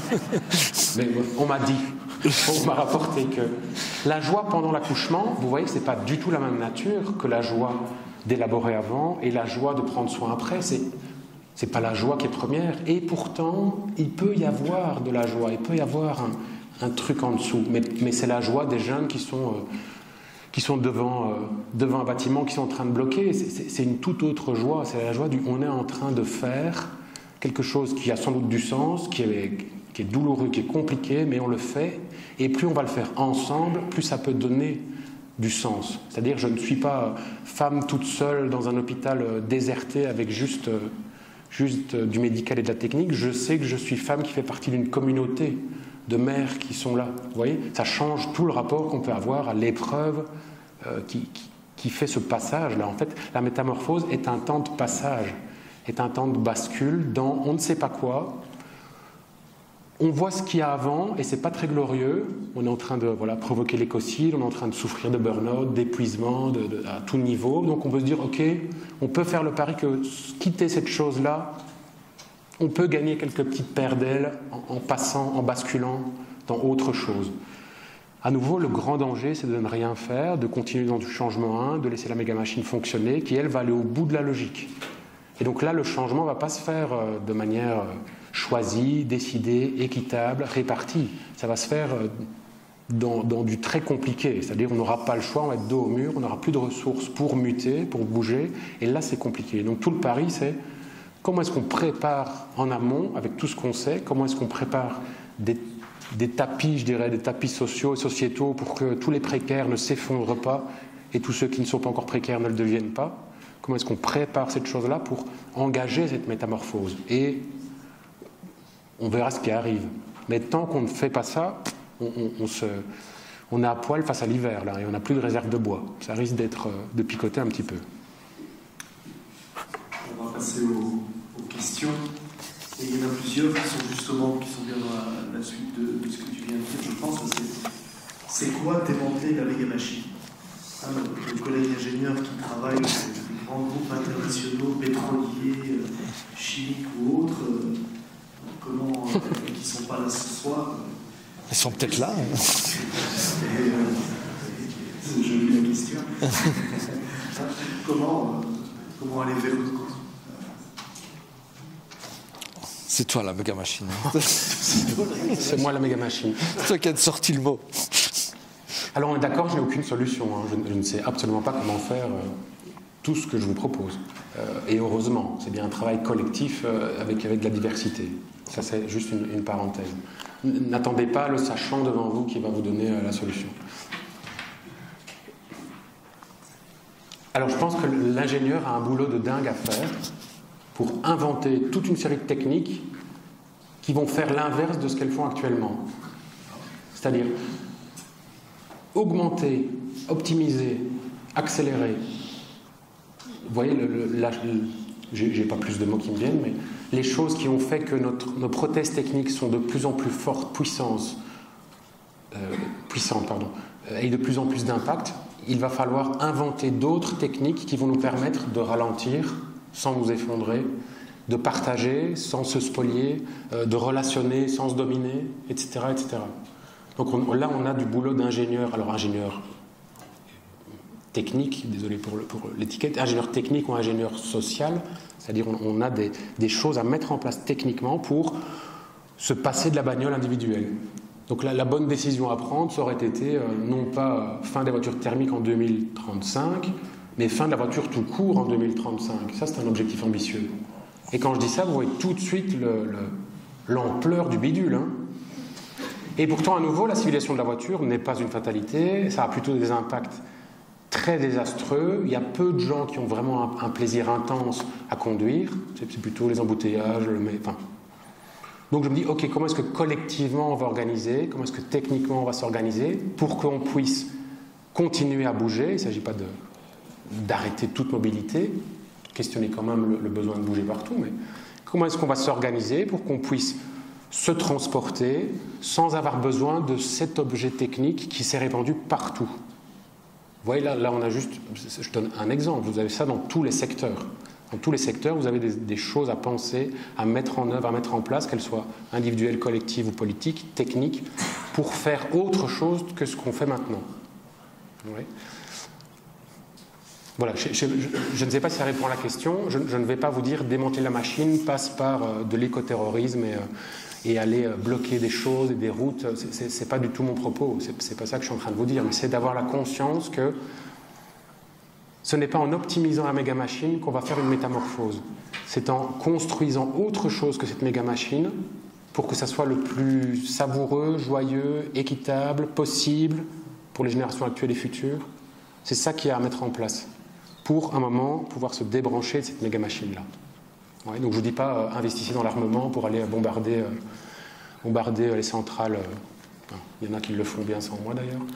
Aller bombarder les centrales d'énergie fossile, c'est pas du tout ça, là, c'est juste du suicide collectif, je ne vous propose pas du tout ça. Mais on a bien, vous voyez tout de suite la première étape dans les trois dont je vous parlais, décoloniser l'imaginaire, elle est fondamentale. Hein, quand on vient dire, ok, à 2035, on arrête la voiture individuelle, tout de suite ça fait, oh, il est fou, comment est-ce qu'on peut penser ça? Mais on a quand même plein d'avantages, oui, c'est encore une lubie d'écolo, machin. C'est juste une proposition, je ne dis pas qu'il faut faire ça nécessairement, mais c'est ce type de proposition, ce type de changement, de métamorphose auquel on va être confronté. Comment faire différemment, drastiquement dans notre quotidien, sinon on reste dans du changement et on passe au tout électrique et on ne change rien d'autre. Ce n'est pas cette ampleur-là qui est demandée chez nous. Ouais. Peut-être une question publique qui réagit là-dessus. Il y avait Emmanuel qui parlait de la liberté individuelle, je ne sais pas qui c'est, peut-être lever le bras, poser sa question. Voilà. Oui, oui. On a besoin d'avoir vos voix. Merci. J'évoquais donc je suis assez engagé personnellement et j'ai été confronté à une personne qui m'a fait une réflexion en disant je refuse d'envisager la restreinte de la liberté de l'homme. C'est peut-être une démarche très humaniste que je connais, mais ça m'a complètement bloqué. Je voulais savoir ce que ça évoque pour vous. Tu veux? Moi j'ai de quoi, mais... la question de la liberté. Je termine la série en disant que la question... Il y a un de mes amis m'a dit elle est super chouette ta série, mais tu n'as pas parlé de la question de la liberté. Et du coup, j'ai envie de faire un épisode. Mais je me suis rendu compte que c'est parce que pour moi, elle ne se posait absolument pas. Du coup... mais parce que la question de la liberté, elle est incroyablement, de nouveau, elle est ontologique, elle est philosophique. Ça veut dire quoi? Être libre, quoi. Libre de se suicider, tout seul, ensemble. Voilà. Après, effectivement, cette réflexion-là, elle est, pour moi, elle est spirituelle. C'est-à-dire, qu'est-ce qui nous rend libre, vraiment? Est-ce que c'est de faire ce que je veux qui me rend libre, ou est-ce que je suis juste libre d'être dans mes addictions? Juste libre d'être dans mes chaînes, quoi. Et on est face à cette méga machine, c'est ça qu'elle fait, parce qu'il y a ce qu'elle fait à la planète, mais ce qu'elle fait à nos personnes, c'est incroyablement énorme, quoi. Si vous écoutez Alain Damasio, par exemple, qui dénonce le techno-cocon, qui nous coupe absolument tous les uns des autres, et on croit être libre de se connecter à qui on veut, d'aller voir tout ce qu'on veut comme série, etc. Et tout, mais où est la liberté là-dedans? On est complètement prisonnier. Donc, il y a vraiment une réflexion à avoir sur ça. Voilà. Et moi, effectivement, la dimension spirituelle me met dans une dimension de liberté où c'est vraiment en me mettant justement au service et à de me laisser habiter par la dimension d'amour que je me sens complètement tout d'un coup libre. Je ne dois même plus réfléchir à ce que je veux. Je suis juste habité par... et quand on touche ces endroits-là, ces questions-là, voilà. Mais donc, de nouveau, et pour rebondir sur la question précédente aussi, je trouve que démanteler la méga machine, c'est aussi prendre conscience à quel point elle nous sépare les uns des autres et où elle nous met justement en faiblesse complète parce qu'on n'est pas fait pour ça. On est fait pour... je vous renvoie à l'entrée de l'autre loi de la jungle, le bouquin de Pablo et Gauthier, qui nous montre que le vivant, s'il survit, s'il traverse... ben, vas-y, continue. Est-ce que tu veux une tape thérapeutique? Tu vas dire, tisane. Je me permettrais quand même de dire que certainement chez les ingénieurs et peut-être chez... En fait, il y a chez les ingénieurs une notion de progrès et qui émane de temps de lumière et ça persiste très fort. Et ces gens ne sont pas en mesure d'imaginer, je pense que c'est profondément philosophique, qu'on puisse adopter une posture de restreindre le progrès, d'affecter la machine. Je comprends que si elle nous déborde, il faut arrêter. Mais fondamentalement, il y a cette notion de liberté, de progrès, de liberté. Je ne sais pas comment il faut le dire, mais je ne suis pas tout à fait d'accord avec votre position. Parce qu'il y a un élément un peu chrétien de voilà, il faut se restreindre. Ah non, non, non. Il y a d'autres qui pensent différemment. Il ne faut pas se restreindre. J'ai envie de partager un peu comment je vois ça. Mon voisin, là, il a écrit un bouquin de 2 fois le mot décroissance, rien que dans le titre. La décroissance, la néo-décroissance. Et donc, bah oui, moi aussi je suis ingénieur, j'ai bien le progrès. Et donc la décroissance, pour moi, c'est tout sauf le progrès. Et j'ai beaucoup de difficultés avec ce mot-là. Donc je te rejoins bien là-dessus. Mais est-ce qu'on est dans le progrès, quoi? Est-ce qu'actuellement on est dans le progrès? Est-ce que le progrès, il n'est pas ailleurs? Est-ce que le progrès, ben, c'est pas de se reconnecter avec notre être? Je ne sais pas si c'est limité aux chrétiens, ce truc-là. Est-ce que le progrès, c'est pas de nouveau de pouvoir avoir des relations équilibrées, quoi. De pouvoir s'aimer, pouvoir faire attention les uns aux autres, entre nations aussi, et ainsi de suite. Je crois que c'est ça le progrès maintenant. Et je crois que, en tant qu'ingénieur, je crois qu'on est tous pour ça, non?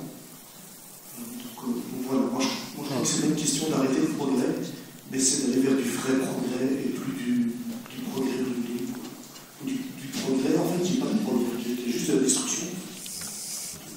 Donc il faut arrêter la décroissance. Il faut aller vers une vraie croissance, une croissance de l'être, une croissance de l'amour, une croissance des relations, une croissance de l'humain. On doit grandir. C'est la chose. On doit nous faire grandir. Vas-y. Je m'étais... Oui, je m'étais arrêté sur cette idée, mais je pense que c'est aussi une source de joie énorme de se reconnecter les uns aux autres, quoi. Et que c'est dans le collectif, et je parle comme ça par petites doses d'intelligence collective, et c'est un gros flash que j'ai eu récemment aussi autour de à quel point... et en fait, c'est lié aussi avec la question du que faire. C'est-à-dire qu'à partir du moment où on commence à s'écouter les uns les autres, à se mettre autour des tables pour essayer de se dire ensemble que faire pour ceci ou ça, si on mettait ici autour de la table 10 d'entre vous pris au hasard et qu'on disait comment est-ce qu'on arrête la méga machine, on aurait des idées mais géniales qui ne sont jamais sorties dans aucun bouquin. Elles viendraient là, de vous, simplement parce qu'on serait dans cette joie d'être là autour de cette voilà, et là je ne suis pas dans un domaine du tout spirituel, sauf que oui, évidemment, parce que ça traverse tout, mais ceux qui ont expérimenté de retrouver cet endroit de nous où on est on existe complètement parce qu'on fait partie d'un collectif et pas parce qu'on est moi-je qui ai la meilleure idée, tout d'un coup, on n'a plus besoin de suivre des personnes qui nous disent que faire. Tout d'un coup, on devient la personne qui participe et qui va donner tout d'un coup cette idée, parce que nourrie par tout ce qu'elle entend, tout d'un coup elle dit « et si on faisait ceci ?»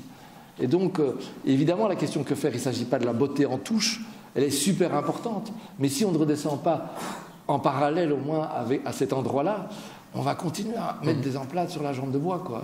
Et pour autant qu'on soit d'accord qu'il faille la soigner. C'est parce que c'est vrai que tout le monde n'est pas d'accord et que cette liberté absolue, mais bon, ça a quand même rapport avec l'hubris. Et oui, peut-être qu'il y a une dimension de voilà, il n'y a pas que dans la religion chrétienne qu'il y a le péché originel. Il y a Prométhée aussi chez les Grecs et tout ça, des avertissements sur le fait de ne pas être complètement dans cette liberté, se faire l'égal des dieux. Voilà. L'heure avance, j'ai envie de une dernière question. Henri parlait du lien entre société civile et intervenants politiques. Je sais pas, peut-être. Henri. Oui. Il est là dans le fond. Ah, c'est un jeune, en plus c'est chouette, un étudiant. Merci Henri. Ça va, il est 9h15, on a encore un peu de temps. Faut remonter sa montre. On avait dit 9h30. Quoi ? Faut remonter sa montre. En gros, je me demandais, allez, on a tous envie d'avoir un peu de piste pour aller vers cette métamorphose.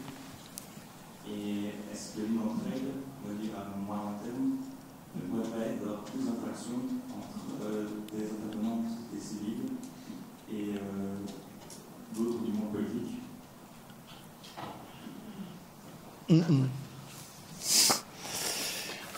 Si.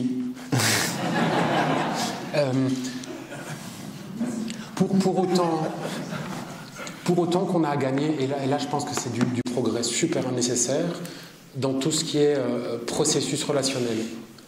C'est-à-dire de continuer à considérer qu'en mettant juste des gens ensemble, en mettant un ordre du jour et en les laissant parler, ça va accoucher de quelque chose de merveilleux.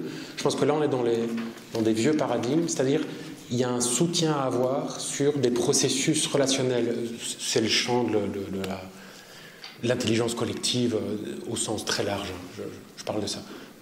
Là, on a des choses à développer. On a déjà plein d'éléments, mais on a plein de choses à développer pour faire émerger ce qui peut émerger de mieux de collectifs humains. Et donc, pour autant qu'on ait ces processus-là, sinon on se retrouve toujours dans les mêmes types de protocoles, de débats, de celui qui sait, 2-3 questions, et puis c'est tout. Si on veut co-construire de l'intelligence ensemble, il nous faut des processus relationnels, régulationnels. Dès qu'on a ça, alors je réponds oui à votre question, c'est-à-dire plus on va mettre des gens différents, diversifiés, variés, qui viennent de milieux différents, plus on va pouvoir faire sortir quelque chose d'intelligent et d'intéressant. Ça, c'est vraiment une expérience vécue dans tous les accompagnements de groupe que j'ai pu faire. 2 secondes. 2 secondes, je suis long, je suis trop long. Juste que moi, ce que je vois comme obstacle, si tu veux, c'est justement la dimension politique. C'est-à-dire que pour moi, le système politique lui-même est vraiment problématique. Il ne met pas à cet endroit-là les personnes dont on a besoin. Les personnes qui s'engagent en politique, quel que soit, elles sont dans un système, ce n'est pas elles qui sont coupables, mais le système fait qu'elles sont là pour les mauvaises raisons, en fait. Elles arrivent à ces endroits-là. Donc, il y a aussi une grosse réflexion à remettre à plat le système démocratique, et il y a plein de pistes qui sont explorées d'une autre manière de créer vraiment la démocratie. La démocratie n'existe pas encore. On ne l'a pas encore trouvée. On est sur des aberrations. Je vous invite à lire le petit bouquin de David Van Reybrouck, Contre les élections. C'est magnifique. C'est magnifique. On se rend compte qu'avant nous, il y avait des manières d'être démocrate qui étaient beaucoup plus démocratiques que ce qu'on a aujourd'hui avec nos partis politiques. Alors, je voulais terminer par vous donner des pistes concrètes, quelques bouquins, quelques idées. Je ne sais pas si vous avez entendu parler de The Week. The Week, c'est un parcours qui a été mis en place par Frédéric Laloux. Frédéric Laloux, moi, en tant que coach en entreprise, c'est vraiment ma Bible, j'ai envie de dire. C'est celui qui a écrit le bouquin Reinventing Organization, c'est tout ce qui est gouvernance participative, qu'on appelle le modèle Opal, on appelle ça les entreprises libérées. Et donc il a travaillé pendant 3 ans, et aussi était vraiment très touché par toutes ces questions climatiques et environnementales et autres. Et il a créé un parcours en 3 soirées. Donc c'est gratuit, c'est sur le site que vous avez là, de oui.org. Ça se fait en groupe, donc ça ne se fait pas seul. Vous allez visionner une vidéo pendant 1 heure, et puis vous allez discuter en groupe pendant 1 demi-heure, en visio ou en présentiel. C'est comme vous voulez, c'est absolument top d'après ce que j'ai entendu. La première soirée est un peu dure, comme souvent dans ce genre de sujet. Personnellement, je commence lundi. La triade, qu'est-ce qu'il y a? Ah oui, alors on m'avait demandé, on nous avait demandé si on avait des lectures à conseiller. Moi, il n'y a rien à faire.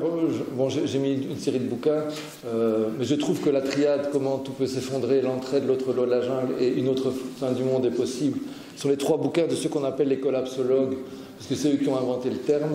On entend vraiment beaucoup que c'est des alarmistes, que c'est des défaitistes, que c'est des effondristes. Si vous lisez ces bouquins, et dans cet ordre-là, voire commencer par l'entraide, l'autre loi de la jungle comme je l'ai fait, c'est des vraies pistes de changement de regard, et c'est pas, je suis absolument contre l'idée que ce soit déprimant de lire ça. C'est secouant, mais c'est pas déprimant. Ça ouvre vraiment le champ. Alors, après j'ai mis ce bouquin-ci aussi que je trouve super intéressant, il vient de sortir, et en plus il y a de la bande dessinée dedans, avec des trucs très, très chouettes, et c'est vraiment un endroit où, là, ils explorent des pistes de solutions vraiment concrètes qui s'inspirent notamment des ZAD, de Notre-Dame-des-Landes, et ils plaident pour un modèle où il y aurait ne fût-ce que de la diversité. C'est-à-dire, ils disent que si on pouvait changer de système, si des personnes pouvaient sortir du capitalisme pour aller vivre ailleurs, le capitalisme serait obligé de se réformer pour que tout le monde ne s'enfuit pas. Et donc, le problème, c'est que pour l'instant, on n'a pas de porte de sortie. Et donc, il faut créer des endroits différents. Évidemment, j'ai mis les encycliques du pape François parce qu'elles sont super importantes, Laudato Si et Fratelli Tutti, parce que, voilà, il n'y a qu'à les lire pour comprendre pourquoi. J'ai mis L'Espérance en mouvement de Johanna Messi. Le sous-titre, c'est Comment ne pas devenir fou comment ça s'appelle Comment faire face à l'état du monde, au triste état du monde sans devenir fou. Ça parle du travail qui relie, c'est très intéressant. Sur l'intelligence collective, j'ai adoré lire le bouquin Super Collectif d'Emile Servan-Schreiber, qui n'est pas du tout un bouquin spirituel, rassurez-vous. C'est un neuropsychologue et ça parle de l'intelligence collective, j'ai trouvé ça passionnant. Alors j'ai cité aussi La Terre comme soi-même de Michel-Maxime Heger, qui est dans la série, ou son petit bouquin Éco-spiritualité, réenchanter notre relation à la nature. Ça, par contre, ça parle de spiritualité, mais de toutes les spiritualités, pour faire un changement de regard. Et alors, un bouquin d'une militante socialiste qui s'appelle Plutôt couler en beauté que flotter, je me suis trompé, que flotter sans grâce. Ça, c'est un très petit bouquin qui est très, très, très, très beau. Vraiment, je vous conseille. Et je suis content d'avoir quand même pu mettre un bouquin ou deux de femmes. Parce qu'on est quand même beaucoup de barbus et tout ça là-dedans. Manière d'être vivant de Baptiste Morisot, toi tu en as parlé, je ne sais pas si tu veux dire un mot. Voilà.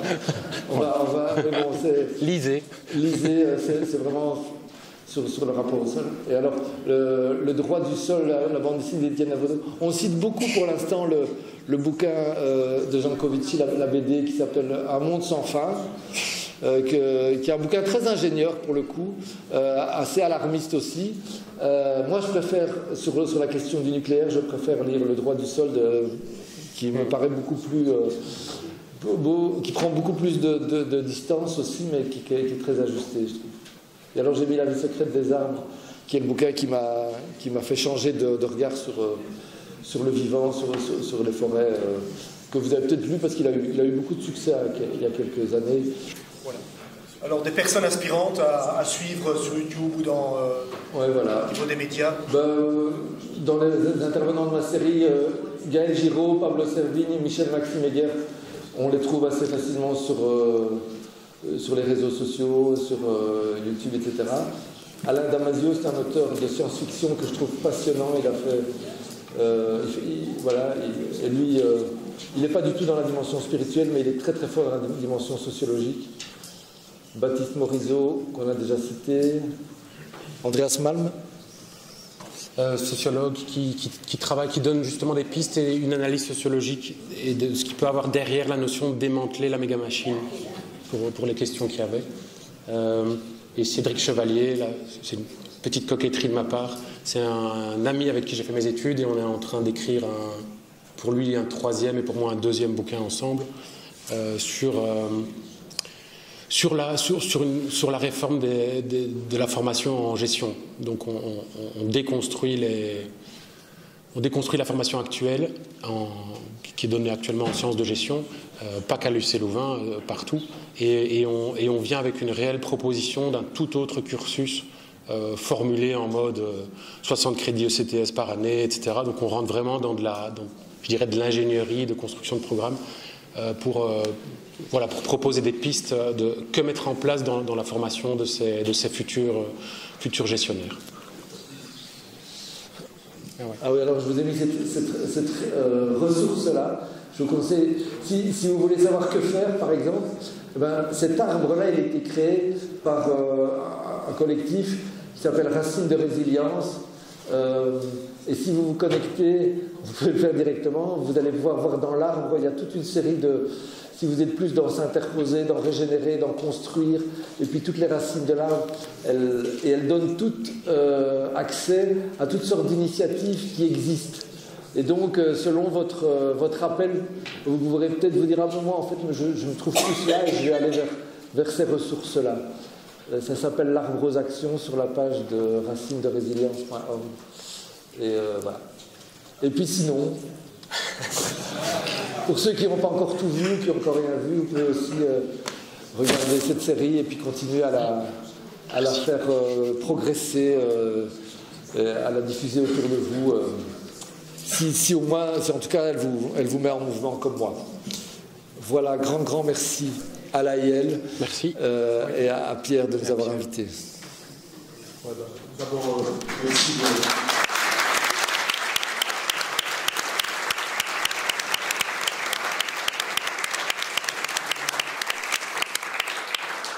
Merci pour votre présence nombreuse. Merci à Nathalie et Sophie qui nous ont permis d'être là et que tout se passe bien à tout niveau, qui ont assuré les électriques après. Merci à vous deux, c'était vraiment chouette. Je continue mon chemin. Merci. Il y en a d'autres. Je crois que c'est pour tout le monde pareil. Donc, je tiens la joie. Je ne sais pas quel pavillon je serai. Mais dans la joie, ça c'est sûr. Voilà, à tout de suite pour le...